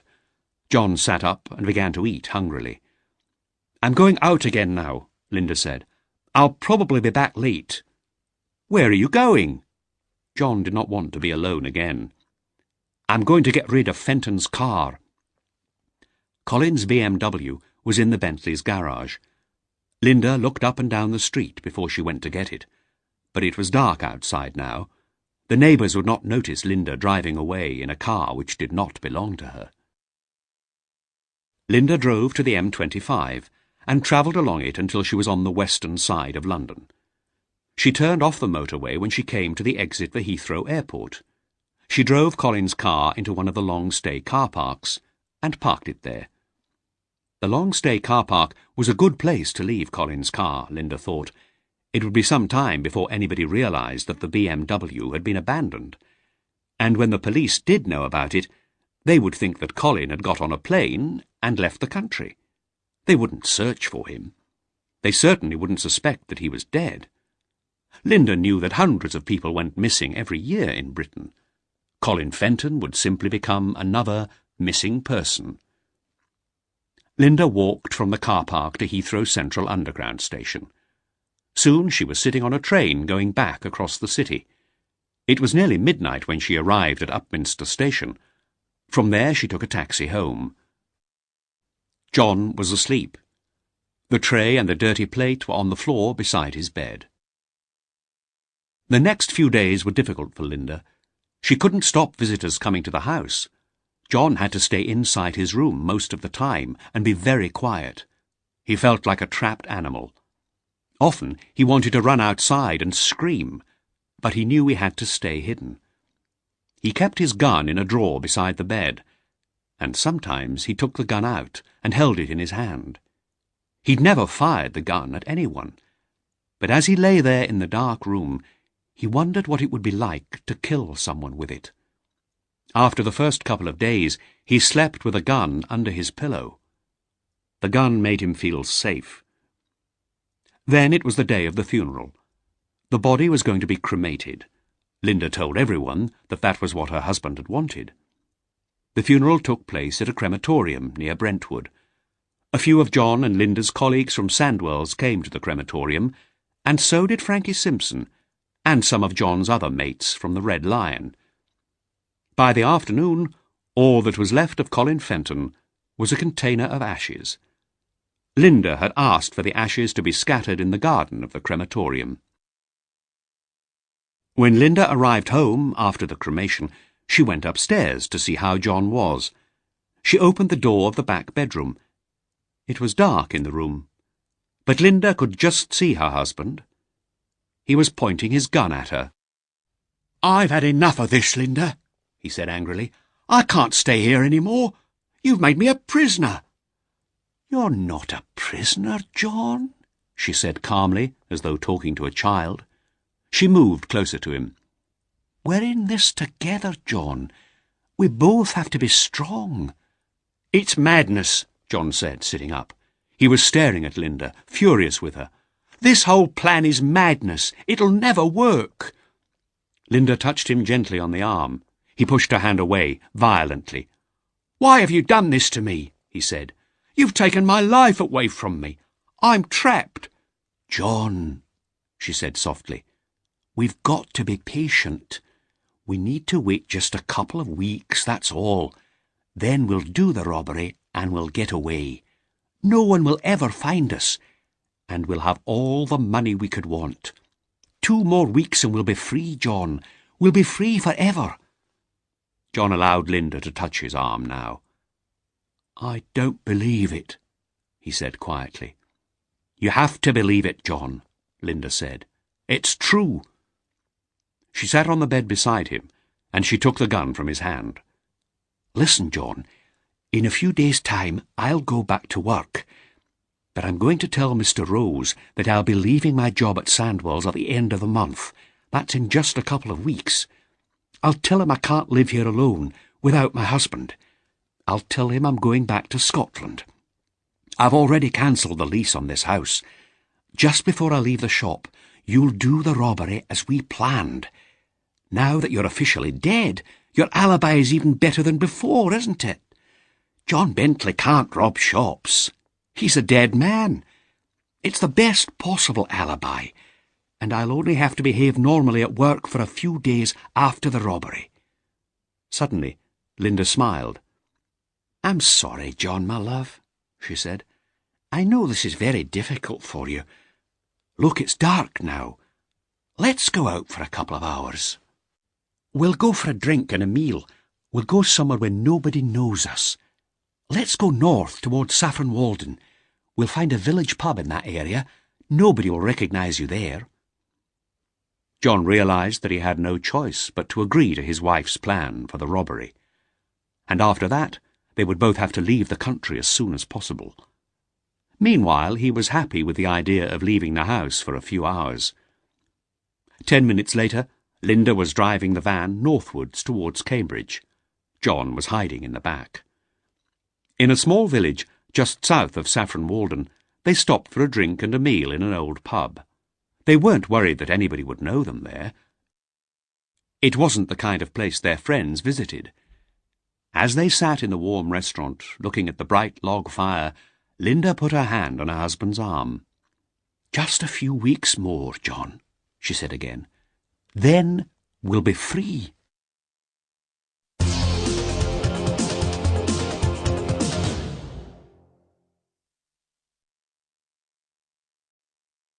Chapter 9.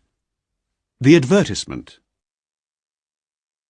On the day her husband was cremated near Brentwood as John Bentley, Julie went to work early. She was in her office at CJF Software Solutions before anyone else arrived. At 9 o'clock, she moved from her own desk to Colin's. There was work to do, Colin's as well as her own, and she had a pile of letters and papers in front of her. She was trying to read them calmly, and she was trying not to cry. But she couldn't stop the tears running down her cheeks. There had been no news of Colin, and she was desperately worried. Julie wasn't used to working on the company's finances, but the accounts had to be brought up to date, so she was trying to learn about them quickly. She read through the letters, and she quickly filed the invoices, getting them ready to take to Mr. Booker, the company's accountant. Among the papers on the desk was a fax from Jackman's, the insurance brokers. It didn't contain good news. Jackman's didn't want to continue with the tests for the new software product. They decided that they were going to continue to use the software they already had. Julie was angry about this news. She'd wasted 2 months' development work on that project. She pushed her fingers through her thick red hair. Then she stood up and began walking round the room. She was tense. She needed time to relax and to think about the future of the business. When Rob and Jenny, Julie's 2 assistant programmers, arrived at 9:30, she gave them a list of jobs to do during the day. Then she put the files of invoices into her briefcase and went to see Mr. Booker. Booker's office was dark and uncomfortably warm. Booker was sitting at his desk, his head down, his shoulders bent. When Julie entered the room, he spoke without looking up. "I'm not surprised he's run away." "How did you know?" Julie said, sitting down in front of the desk. She had only met Booker once or twice before, but she didn't like him very much. Booker coughed into his handkerchief. "News like that travels fast," he said slowly. "It doesn't surprise me at all." "Why? What do you mean?" "When I last saw your husband, we talked about your company's serious financial problems," Booker replied. Julie looked puzzled. "He must have told you about our conversation," Booker said. "No," Julie said. "He told me nothing." Booker raised his eyebrows. "Well, the simple truth is, you're spending more money than you're earning. Your company is seriously in debt." Julie looked straight at Booker, unable to believe what she was hearing. How could Colin have kept this news from her? "How much do we owe?" she asked. "About £10,000 at this moment," Booker replied. "Your husband said he'd arranged a bank loan. He was waiting for a valuable contract to be confirmed, and he needed the loan till you'd been paid for the new software." Booker paused a moment. Then he said, "That contract has been confirmed, hasn't it?" Julie was shocked, but she was beginning to understand. "No," she said. "It hasn't been confirmed. In fact, we've lost the contract." "I see," Booker said. He smiled nastily. He seemed pleased. "That explains everything, then." "What do you mean?" "Your husband can't accept failure, so he's run away." Julie didn't like what Booker was saying, or the unpleasant way he was saying it. She wondered why she and Colin had ever given him their accounts to work on. But she had no time to look for a new accountant now. She had enough problems already. She tried to be polite. "My husband wouldn't run away. He's not that kind of person, Mr. Booker," she said. "And anyway, he couldn't have known about the contract when he disappeared. I only had the news this morning." Julie put the folder of invoices on Booker's desk and got up to leave. "You've got a big debt to pay back," Booker said, lifting his head slightly. "I'd do something about that very soon, if I were you." That evening, Julie sat down at her kitchen table to do some more work on the company's finances. When she was too tired to continue, she made herself a hot drink, then went into the living room. Some CD boxes lay in an untidy pile on the floor in front of the stereo. She picked one at random and put it into the machine. A blues song started to play. Suddenly, tears were running down Julie's face again. "Oh, Colin, where are you?" she said aloud. A photo of Colin stood on the low table beside the sofa. Julie picked it up. Colin, relaxed and smiling in the bright sunlight, was sitting outside a cafe by the sea. Julie had taken the photo herself 2 years before, while they were on holiday in the south of France. She shook her head as the tears ran down her cheeks. "Where are you?" she repeated in a soft voice. She could no longer keep the bad thoughts out of her mind. Perhaps the police were right. Perhaps Colin had abandoned her because he didn't love her anymore. Or perhaps Booker was right, and Colin had run away from his business problems because he couldn't accept failure. Julie didn't know who was right, and she didn't care. All she wanted was to have her husband back home again. Somebody somewhere must know where Colin is, she thought. Somebody must have seen him. She decided to put an advertisement in the national newspapers. She would put Colin's photo in the ad. Someone might remember seeing him. Someone might help her find him again.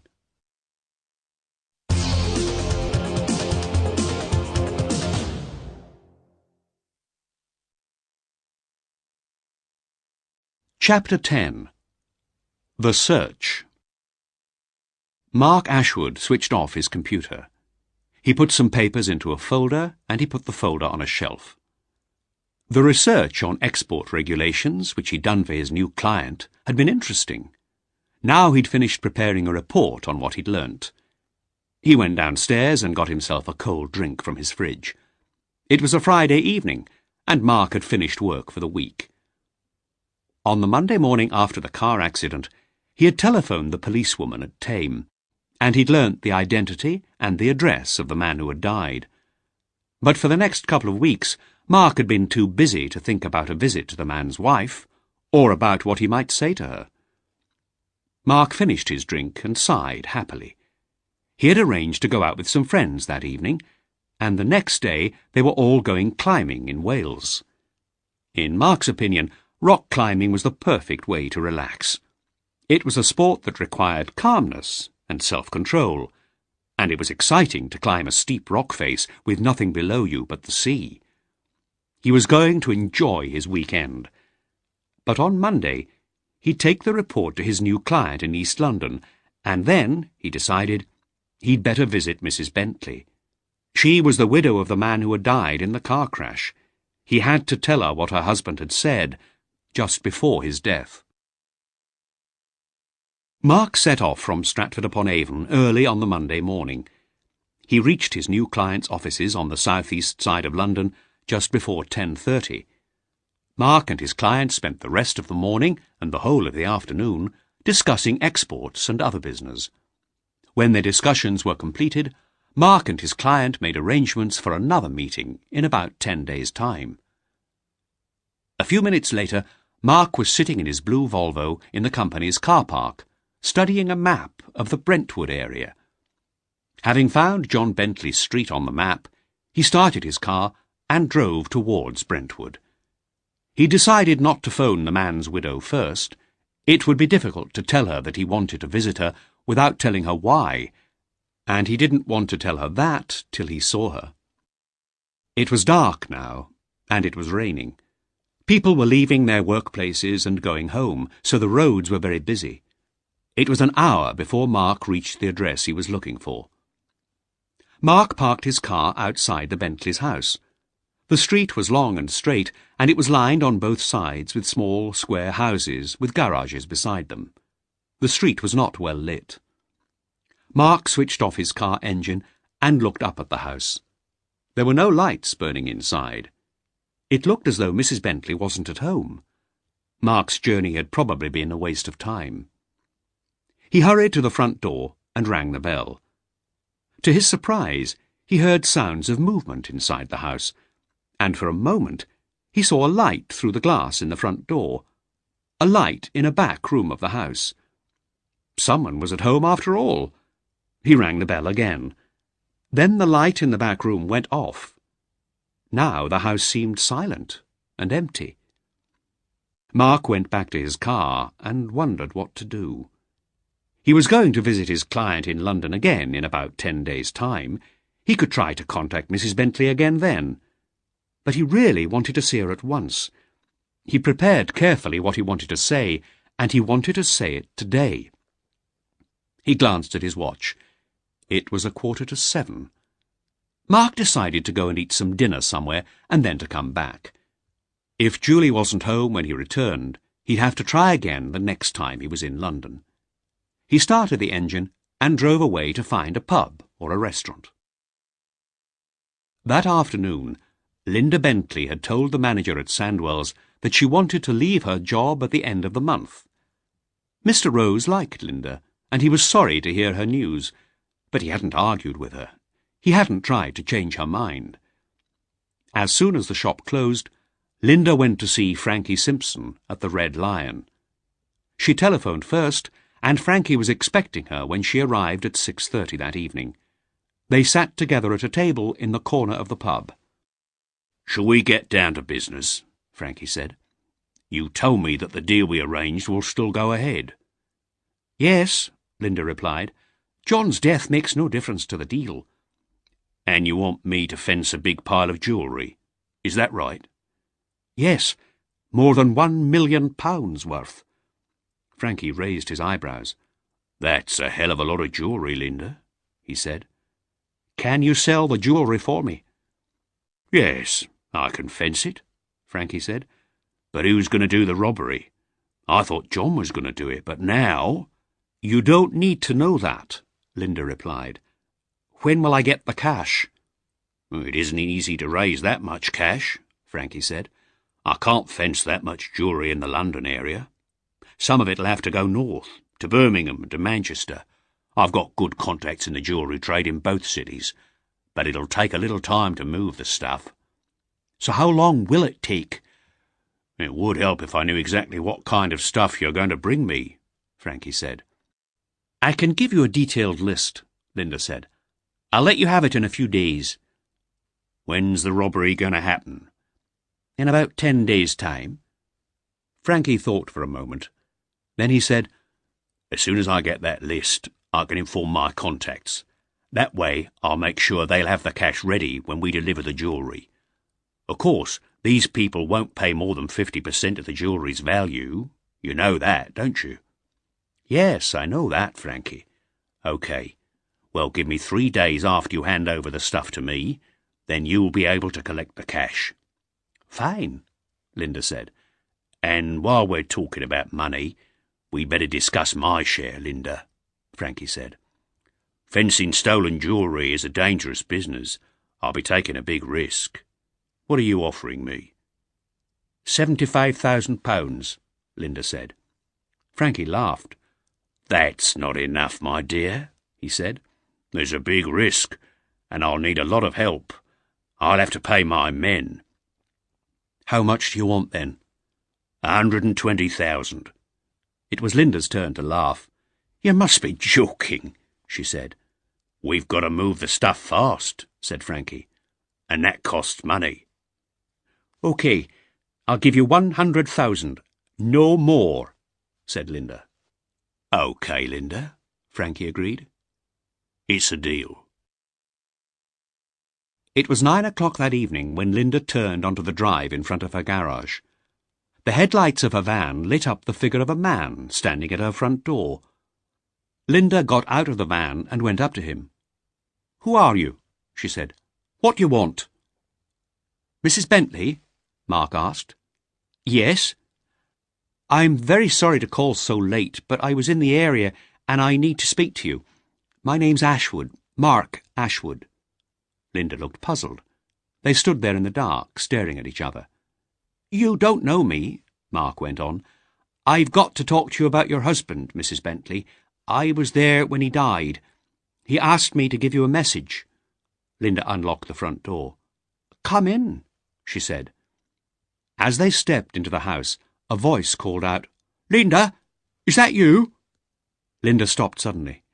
For a moment, Mark saw a figure at the top of the stairs, but almost at once the man turned and disappeared into one of the upstairs rooms. Suddenly, Mark's body was trembling with shock, as though he'd seen a ghost. The man's face had been exactly like the face of John Bentley, the man he'd seen die near Thame. Linda had to think quickly, but that was something she'd always been good at. She smiled sadly at Mark. "A dear friend of mine is keeping me company," she said, "and my friend wasn't expecting me to arrive home with anybody else, and my husband died so recently." She shrugged her shoulders. "Well, it doesn't look good to have a man in the house, does it?" Mark didn't know what to say. He felt foolish, and he wished he hadn't come. "I'm sorry, Mrs. Bentley," he said nervously. "Come into the living room," Linda said. "I'll make us some tea." Mark sat down in the Bentleys' living room, and listened to the sounds of the woman making tea in the kitchen. He was confused. What was happening here? The man in the wrecked car had given him a message for his wife, Julie, but the man at the top of the stairs had called out Linda, not Julie. Soon the woman came into the room carrying tea things on a tray. She poured tea into 2 cups and handed one to Mark. "You must think I'm a terrible person," she said. "But the truth is, my husband and I weren't very happy together. Perhaps you understand. Are you married yourself?" "No, I'm not," Mark said, sipping his tea. It was time to say what he had come here to say. "Your husband was driving in front of me that night, Mrs. Bentley," he went on. "The road was covered in ice. I saw his car spin on the ice and crash into a tree. I stopped to help him. Before he died, he asked me to speak to you. I'm sure he said, 'Tell Julie I'm sorry.' Those were his last words. But if your name is Linda, not Julie, perhaps I misunderstood him." "Perhaps my husband was confused," Linda said. "Yes, perhaps he was," said Mark. "I'm glad you came, Mr. Ashwood," Linda said. "It was very good of you to visit me." She smiled. "I appreciate what you did for my husband when he was dying." Mark finished his tea and stood up. "I'd better go now," he said. The woman took him to the front door and watched him hurry down the dark path towards his car. It was almost 1 o'clock when Mark arrived home in Stratford. He had a shower, then he went to bed. But he couldn't sleep. He couldn't relax. His meeting with Mrs. Bentley had worried him badly. Had the Bentleys' marriage really been so bad? It must have been, he thought. Only a few weeks after her husband's death, Mrs. Bentley hadn't seemed unhappy, and she'd had another man in her house, a man who looked exactly like her dead husband. It was all very strange. And as John Bentley was dying, he had spoken about his wife, calling her Julie. But Mrs. Bentley seemed to be called Linda, not Julie. That was strange, too. There was a puzzle here, and Mark wanted to solve it. He thought about these things for hours, until he finally fell asleep. The next morning, he got up later than usual. He was tired after his restless night. He took his daily national newspaper from the letterbox and went into his kitchen to make some breakfast. He read the newspaper while he ate. For the second time in 2 days, he had a shock. On one of the inside pages, among the ads, there was a photo of a man whose face he immediately recognized. It was the man who had died in the car crash near Thame. Above the photo were the words, "Have you seen this man?" Below it, there was a brief description. Colin Fenton, 35, disappeared on the evening of the 10th of January. If you have any information about him, please phone Julie Fenton on 01522 35912. Had Mark now found the Julie he was looking for? There's certainly a puzzle here, Mark thought. But perhaps I'm beginning to solve it.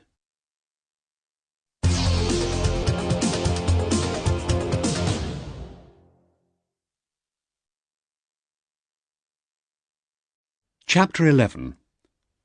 The Visit. On the morning that Julie Fenton's ad appeared in the newspapers, she didn't go to her office. She stayed at home, hoping for news. During the morning, 2 people phoned her. They both called to say that they thought they'd seen Colin on the day of his disappearance. They both thought they'd seen him at a service area on the M4 motorway near Swindon. This information didn't help Julie much. She felt no closer to finding Colin. Just before 1 o'clock, the phone rang again. It was a call from a police officer. Colin's car had been found at Heathrow Airport.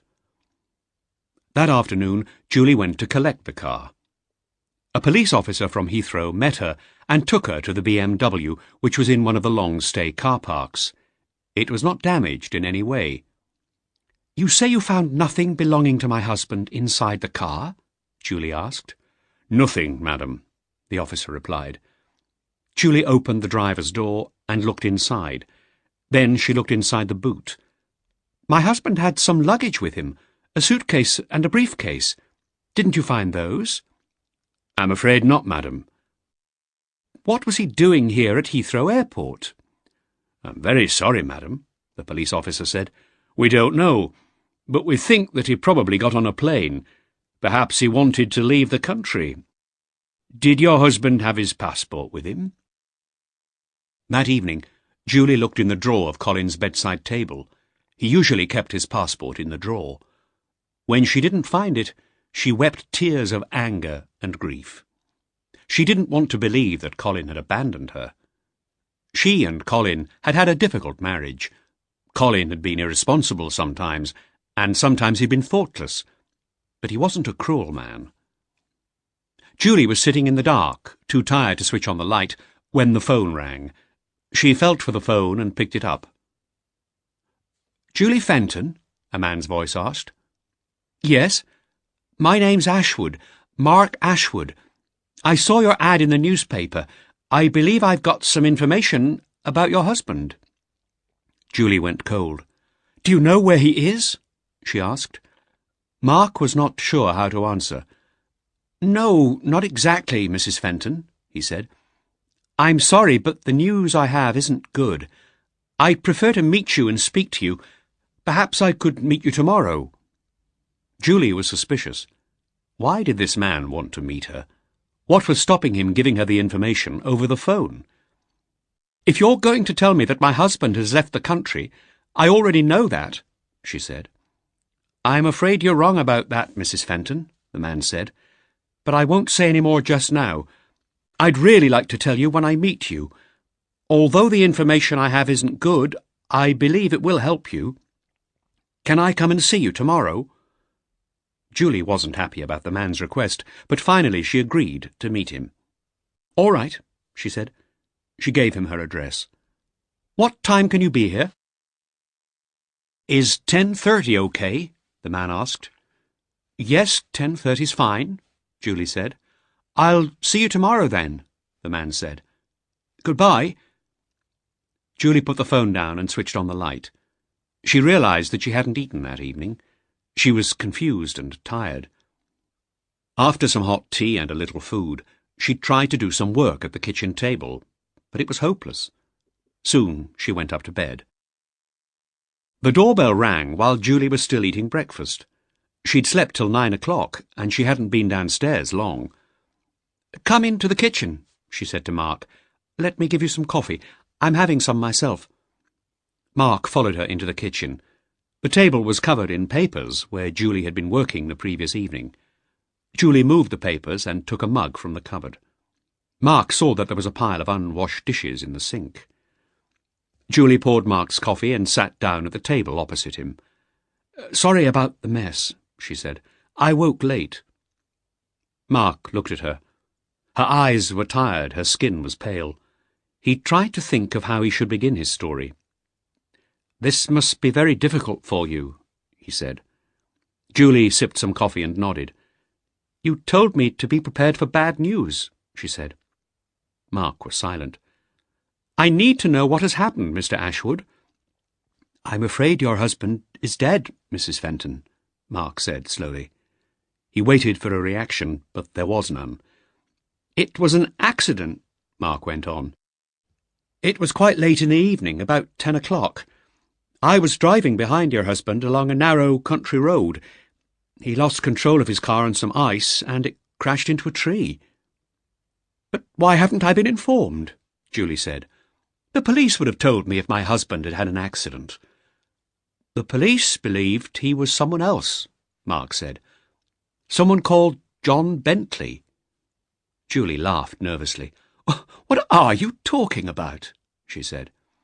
"For some reason, your husband was carrying John Bentley's documents," said Mark. Julie suddenly felt angry. This man seemed crazy. "Where did this accident happen?" she asked. "Not far from Thame, in Oxfordshire," Mark replied. "I'd been to London for the day, and I was driving home to Stratford-upon-Avon." "Let me tell you something, Mr. Ashwood," Julie said. My husband's BMW was found undamaged in a car park at Heathrow Airport yesterday. And you're telling me that he died in an accident? Please, don't waste my time." "It was a Ford Escort, not a BMW," Mark said. "He must have been driving someone else's car, probably John Bentley's." Julie laughed again. "But why? This is crazy." "Listen, I realise that all this seems strange," Mark said. "That's why I didn't want to speak on the phone. But believe me, what I'm telling you is true." "I think you've made a terrible mistake, Mr. Ashwood," Julie said. "Please don't bother me with any more silly stories. I'm a busy woman." "The man I saw die was your husband," Mark said. "I'm sure of that. He told me your name, Julie. 'Tell Julie I'm sorry,' he said to me." "The man who died must have been this John Bentley," Julie said. "Not my husband." "I thought so too at first," Mark said. "So 2 days ago I went to see John Bentley's wife. But her name wasn't Julie. It was Linda." "And her husband was alive and well, I suppose?" Mark drank some of his coffee. "No," he said quietly. He knew what the woman was going to say next. "Ah, no doubt he died in a car accident," Julie said. She sighed deeply. "I think you'd better go, Mr. Ashwood." Mark stood up. "I know that what I'm saying is a shock for you," he said. "But it's true. I'm sorry if I've made you unhappy. I had to come here and speak to you. Your husband asked me to come. It was his last wish." Suddenly Julie was crying. "Please, go now," she said. Mark took his business card from his wallet and put it on the table in front of Julie. "I leave you my card," he said. "My phone number's on it. Think about what I've said. Please, call me if you want to talk. I believe I can help." Julie didn't reply. She sat shaking her head, looking down at the floor and crying quietly. Mark left the house sadly.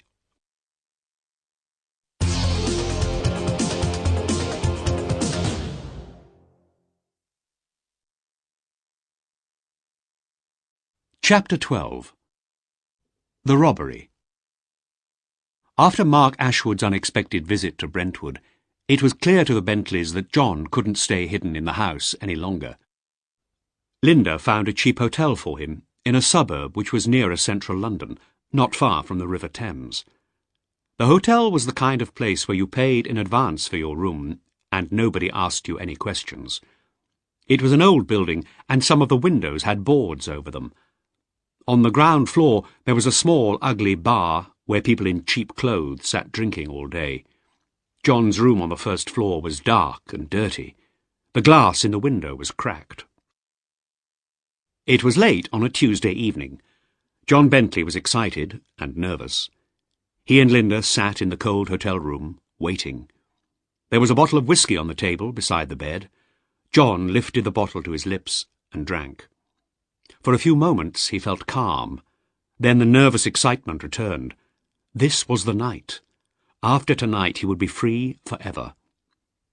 At 1:15 in the morning, John checked his things. A set of keys, a small torch, a pair of rubber gloves, a roll of adhesive tape, a small wooden box, a car jack, and his gun. He put the keys, the gloves, the torch, the tape, and the gun in his pockets, and he put the jack and the wooden container in his black sports bag. "It's time to go," he told Linda. They got into the van, and Linda drove it towards the centre of London. The city streets were quiet. It took about 20 minutes to reach Sandwell's. The jewellery shop was a 2-storey building. The front of the shop was in a wide, busy shopping street, but there was a back door too. This door was in a quiet road where delivery trucks stopped. In this road, apart from back doors of shops, there were some offices and a bank, but there were no houses. No one went there late at night.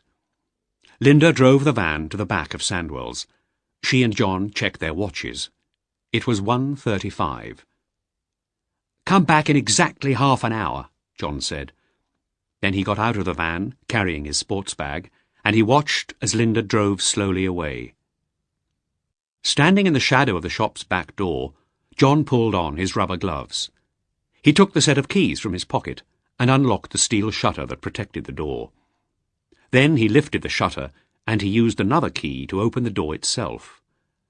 Now he had 20 seconds to enter the correct code on the keypad of the shop's security system.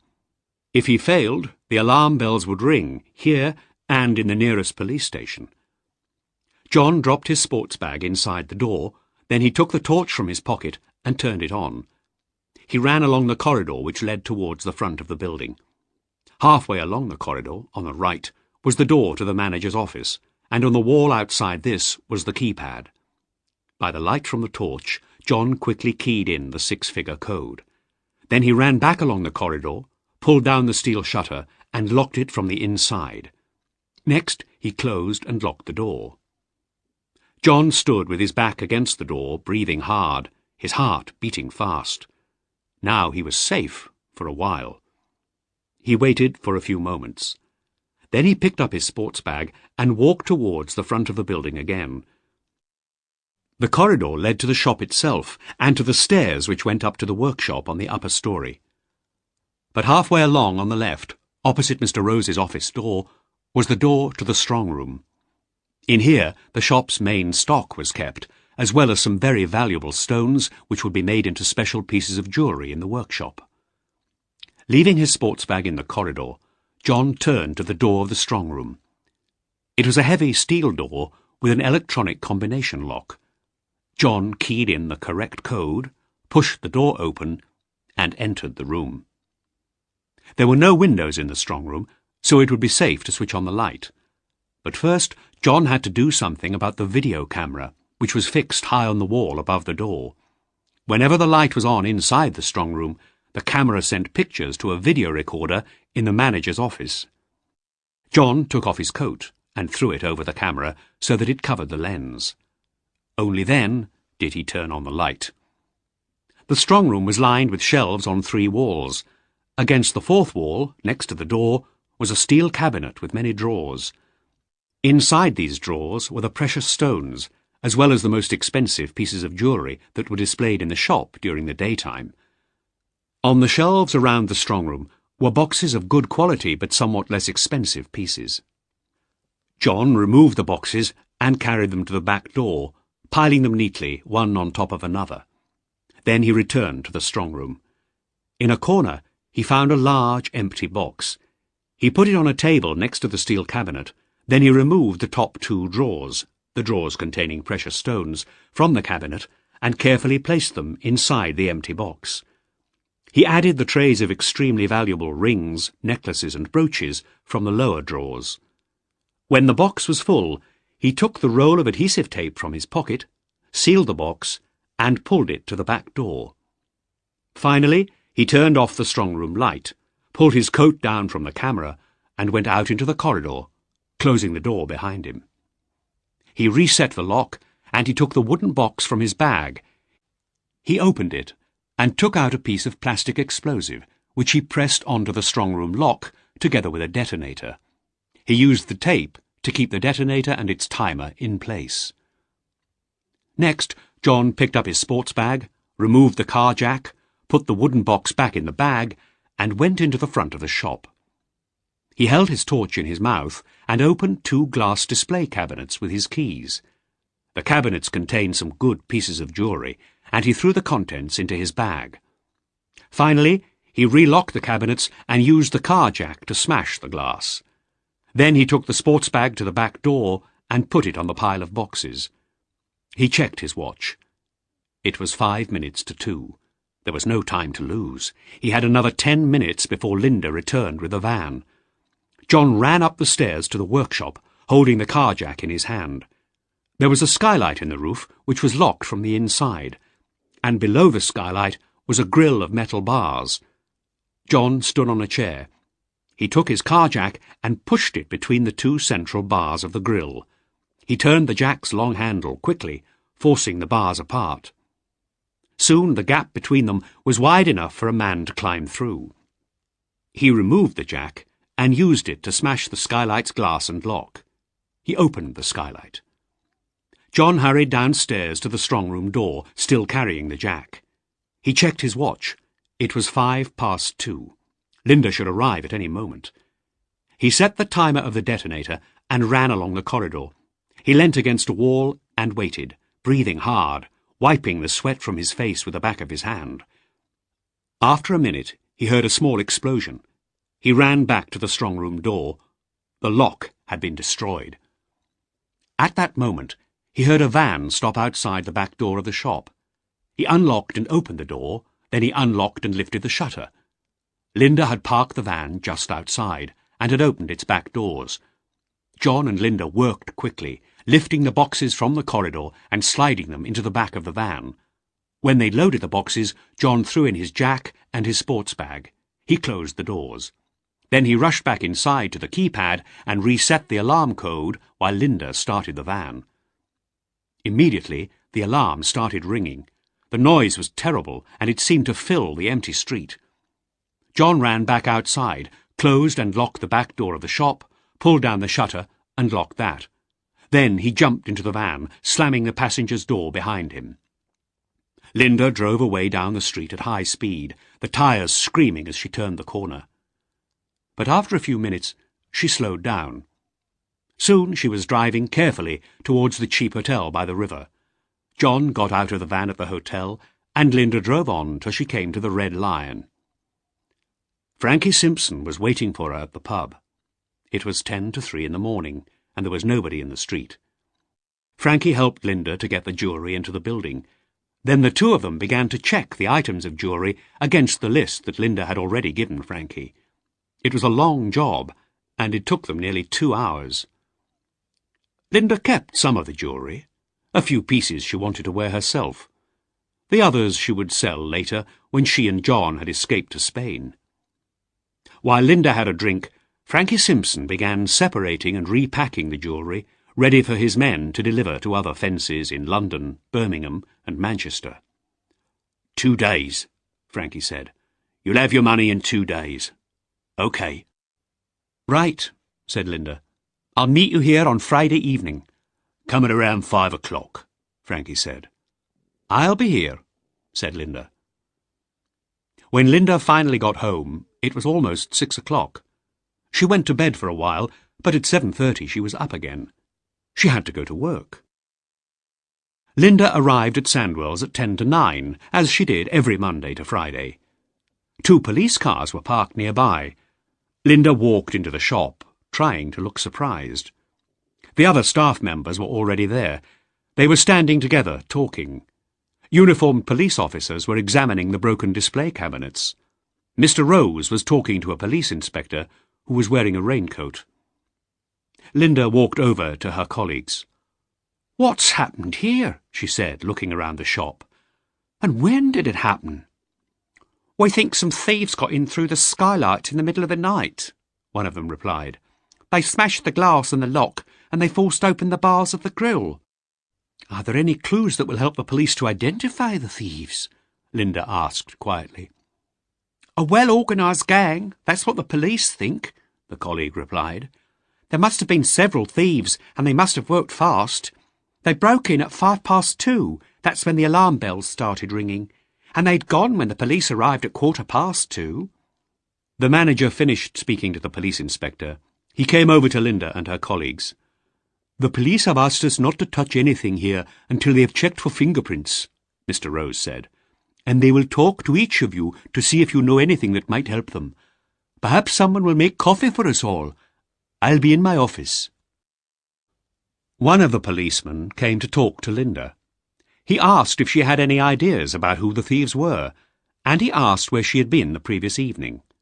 But Mr. Rose had told the police officers that Linda's husband had recently died, and the man questioned her very gently. When she said that she had been alone at home the previous night, the officer thanked her politely and went on to talk to someone else. Linda made lots of coffee. She gave some to her colleagues and to the police officers. Then she took a cup to the manager's office. Mr. Rose was talking on the phone to the shop's insurance company. Linda put the coffee on his desk. She was about to leave the room when the manager finished his phone call. "Linda, there's no need for you to stay here," he said. "The shop will be closed for a few days, I expect. Since you're leaving at the end of the week anyway, you might as well finish work now. I expect you have a lot to do before you move to Scotland." "That's very good of you, Mr. Rose," Linda said. "I am very busy. There's a lot of packing and cleaning to do at the house." "Are you going back to Glasgow immediately?" "Yes," Linda replied. "I've been lonely in London since John's death. I need to move away. The sooner the better." "Do you need any help?" the manager asked. "I could send one of the others to help you if you want." "No, I can manage," Linda said. "But thanks anyway." "We'll miss you," Mr. Rose said. "We'll miss both of you. John was a good man and a hard worker." Linda looked down for a moment. "Yes," she said. A few minutes later, Linda left Sandwell's for the last time. She walked through the shop, stepping over pieces of broken glass, and out into the street.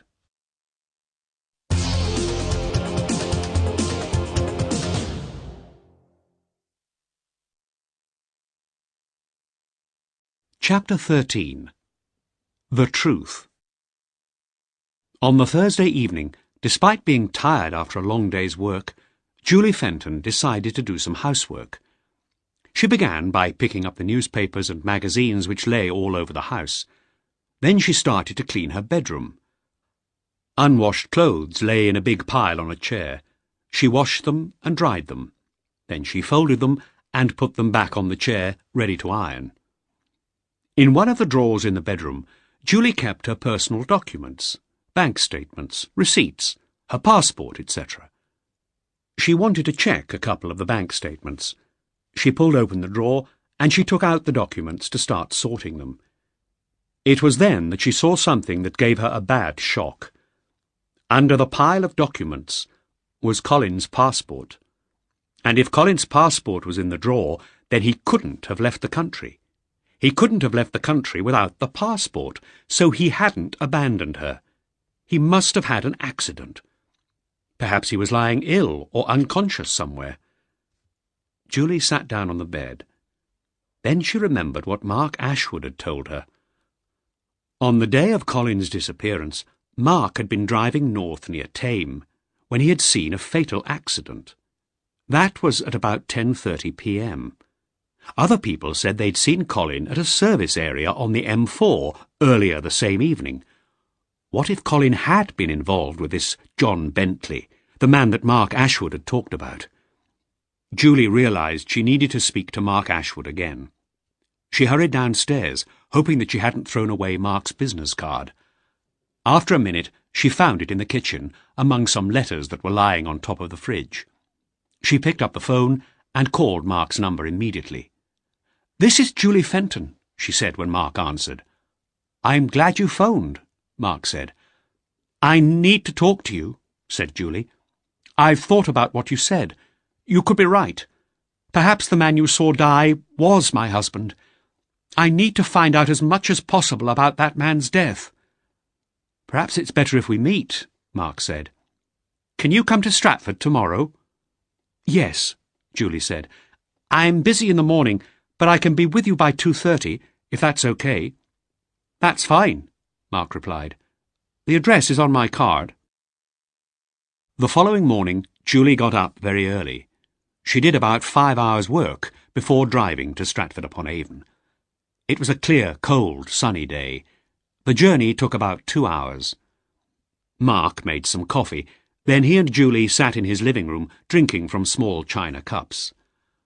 Mark described the accident once more. "Why do you think Colin had Bentley's documents? And why was he driving Bentley's car?" she asked when Mark had finished speaking. "I wish I knew," Mark replied. "I went to see Bentley's wife. Of course, I expected her to be called Julie. I felt foolish when I found out that her name was Linda. But that wasn't the only surprising thing. There was a man in the house. I only saw him for a moment, but he looked exactly like your husband." "What are you saying?" Julie exclaimed. "Well, obviously it wasn't Colin," Mark said. "Then who was it?" "It could have been John Bentley," Mark said. I'm sure that he and your husband had exchanged identities on that day in January. I don't know why, but they were able to do it because they were doubles. They looked just like each other." There was a silence. Julie looked thoughtful. Then she said quietly, "There must have been a funeral." "Yes, I suppose you're right. It won't be hard to find out if there was a funeral for someone called John Bentley in the Brentwood area in the weeks after the accident." Julie thought that there was something deeply wrong about all this. Colin had died, but there was no official record of his death. Someone else, some strange woman, had taken Colin from her, had given him a new name, and had had him buried or cremated. "This is horrible, Mark," she said. "I'm sorry," Mark said. "I really am sorry." "I won't rest until I've given Colin back his own name," Julie said. "Will you help me?" Mark looked at the sad woman who was sitting next to him. "Yes, I'll help you," he said. "Let's go for a walk. It's a sunny day. We can talk some more and decide what to do next." The small town of Stratford was peaceful that afternoon. They walked along the banks of the River Avon. A woman and 2 children were throwing pieces of bread to the swans and ducks on the river. Julie and Mark sat on a bench looking at the river. There were huge willow trees on the far bank. In a few weeks' time, there would be new green leaves on them. There would be new life everywhere. "It's time for me to start a new life too, Mark," Julie said, looking at the trees. "But first I have to go and see this woman, this Linda Bentley. She's the only person who can give me the answers that I need before I can start my new life." "I'll come with you," Mark said. "I can take you to where she lives." "All right," Julie said. "But can we go now?" Mark looked at his watch. It was 4:45. If they left immediately, they could be in London by 6 or 6:30. "Come on, then," he said. "We'll take my car."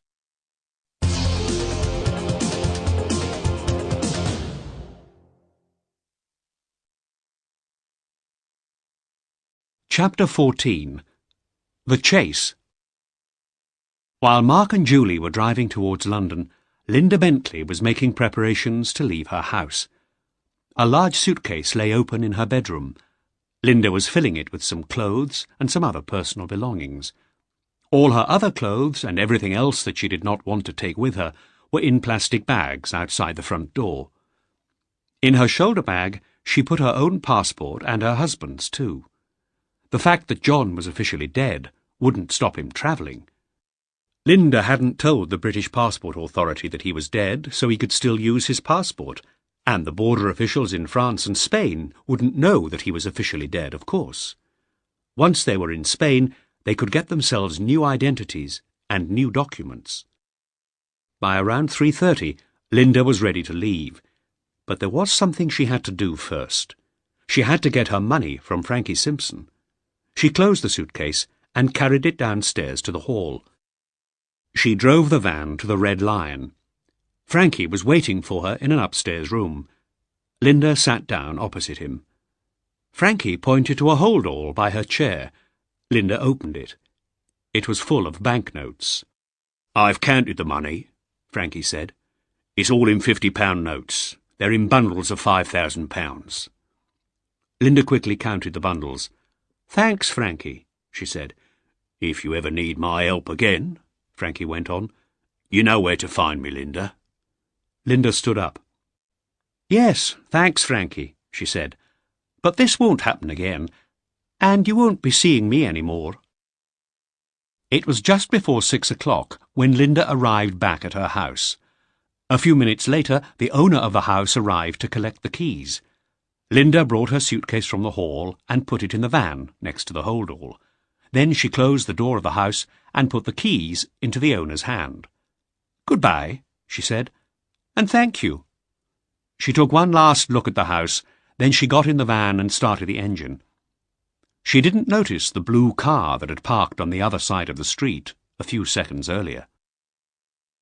Mark and Julie had arrived outside the Bentleys' house just in time to see Linda put a suitcase into her van and give her house keys to a tall, thin man with a moustache. "We're too late," Mark said. "She's leaving." "We must follow her, Mark," Julie said.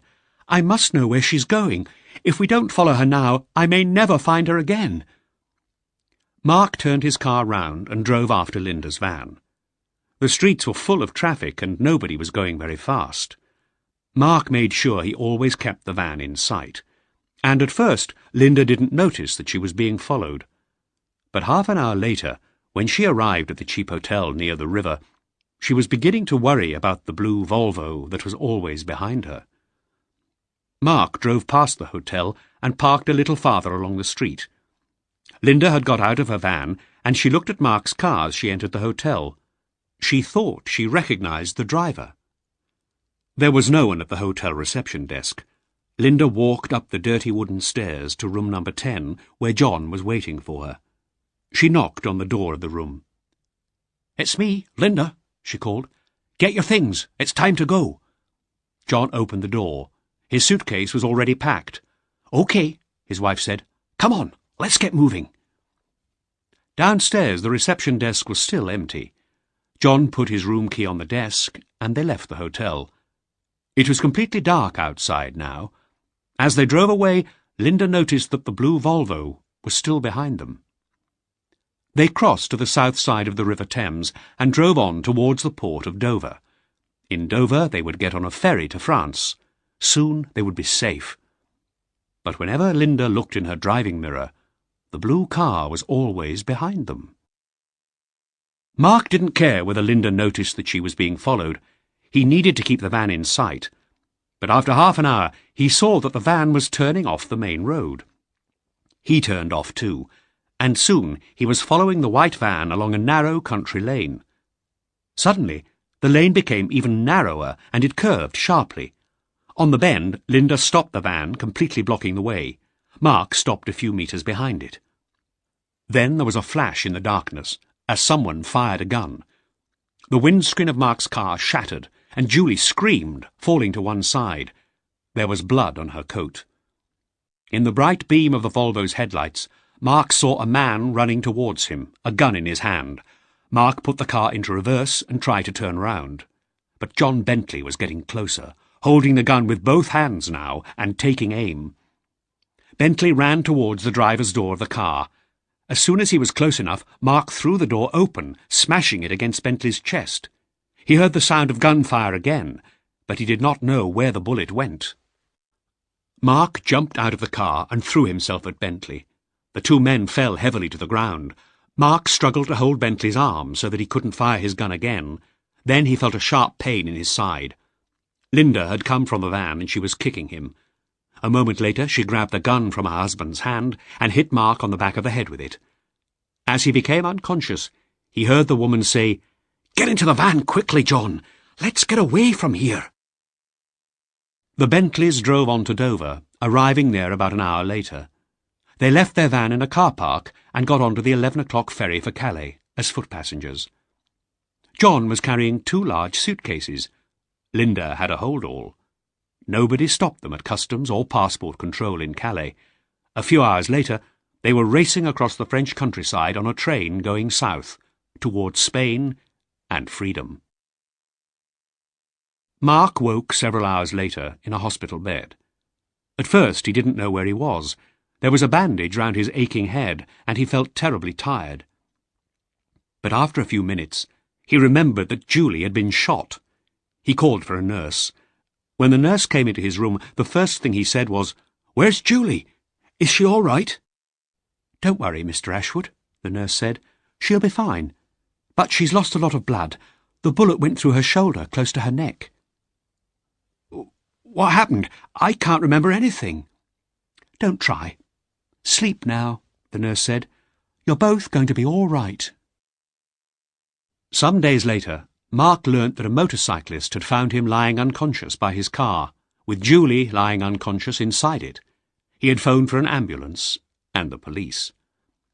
When Mark and Julie were feeling better, a police officer visited them, and they both gave him statements about the attack. Mark explained the whole story about Colin Fenton and John and Linda Bentley. With this information, the police were able to connect Bentley with the robbery at Sandwell's. At first, Mark was surprised that they believed his strange story, but a policeman told him that detectives had discovered that the lock on the skylight in the roof had been broken from the inside, not from the outside. Also, there were no footprints on the roof, and in the shop there was a further clue. The way that the broken glass was lying in the display cabinets showed that the jewellery had been removed before the glass had been smashed.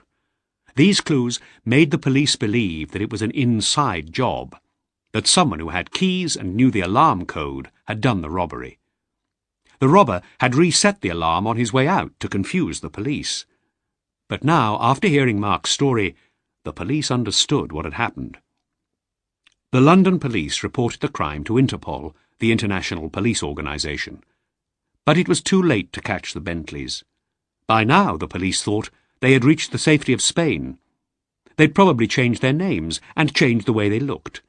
It would take a great deal of luck to find them.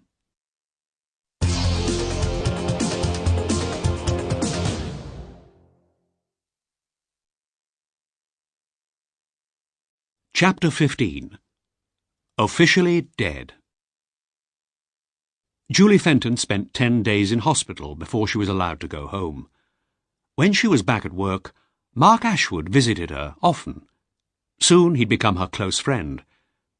That spring, Julie stopped using Mr. Booker as her accountant, and she asked Mark to look after her company's financial records instead.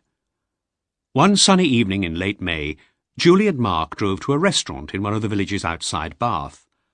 Mark had said that he wanted to take Julie to dinner and talk to her about the future of CJF Software Solutions.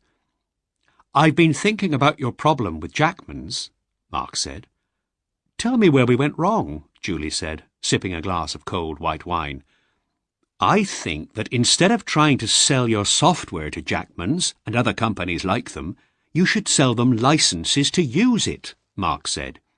"You could sell licenses to use the software for a period of time, perhaps a year." "Go on," Julie said. "Well, first, it's cheaper for the client," Mark continued.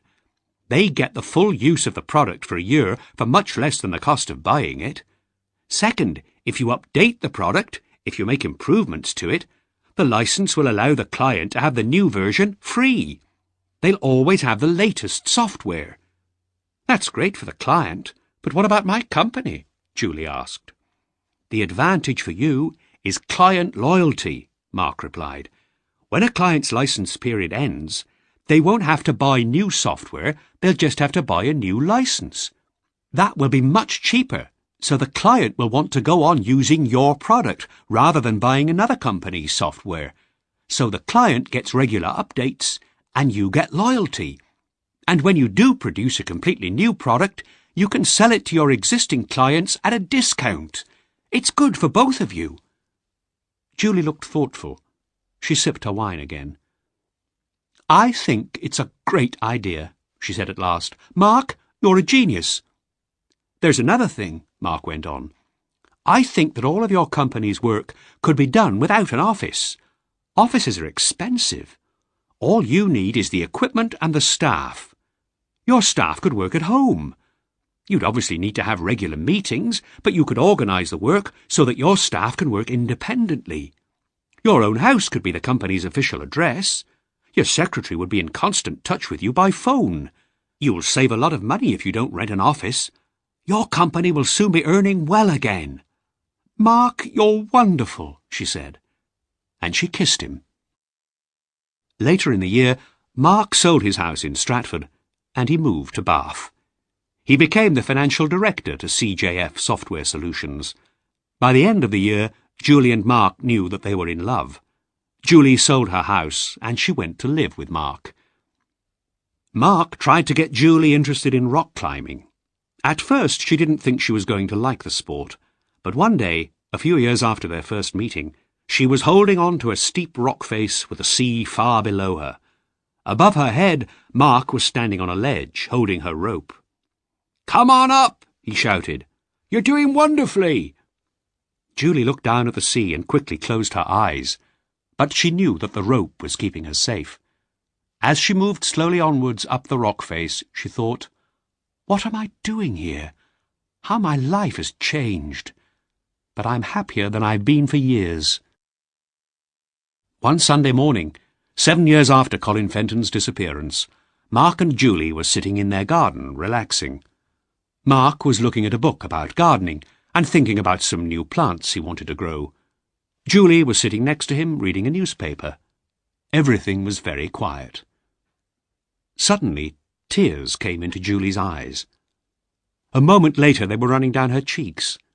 She got up quickly, leaving the paper on her chair, and walked away across the grass to the end of the garden. Mark looked up at Julie. He saw her drying her eyes with a handkerchief. He wondered what had made her sad. Then he noticed a photograph in the newspaper on her chair, and he knew the answer.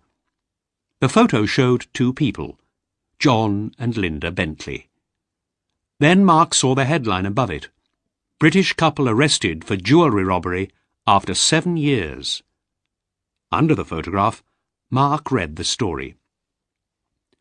A British couple were arrested in Spain last week in connection with crimes that took place 7 years ago. They are accused of robbery and attempted murder. John and Linda Bentley will fly back to Britain tomorrow to be charged. "We received information from Interpol about these two people," said Detective Inspector Williams of the London Police, who is in charge of the case.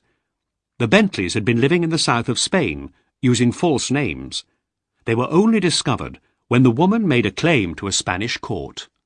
Her aunt, who also lived in Spain, had died, leaving her property to Mrs. Bentley.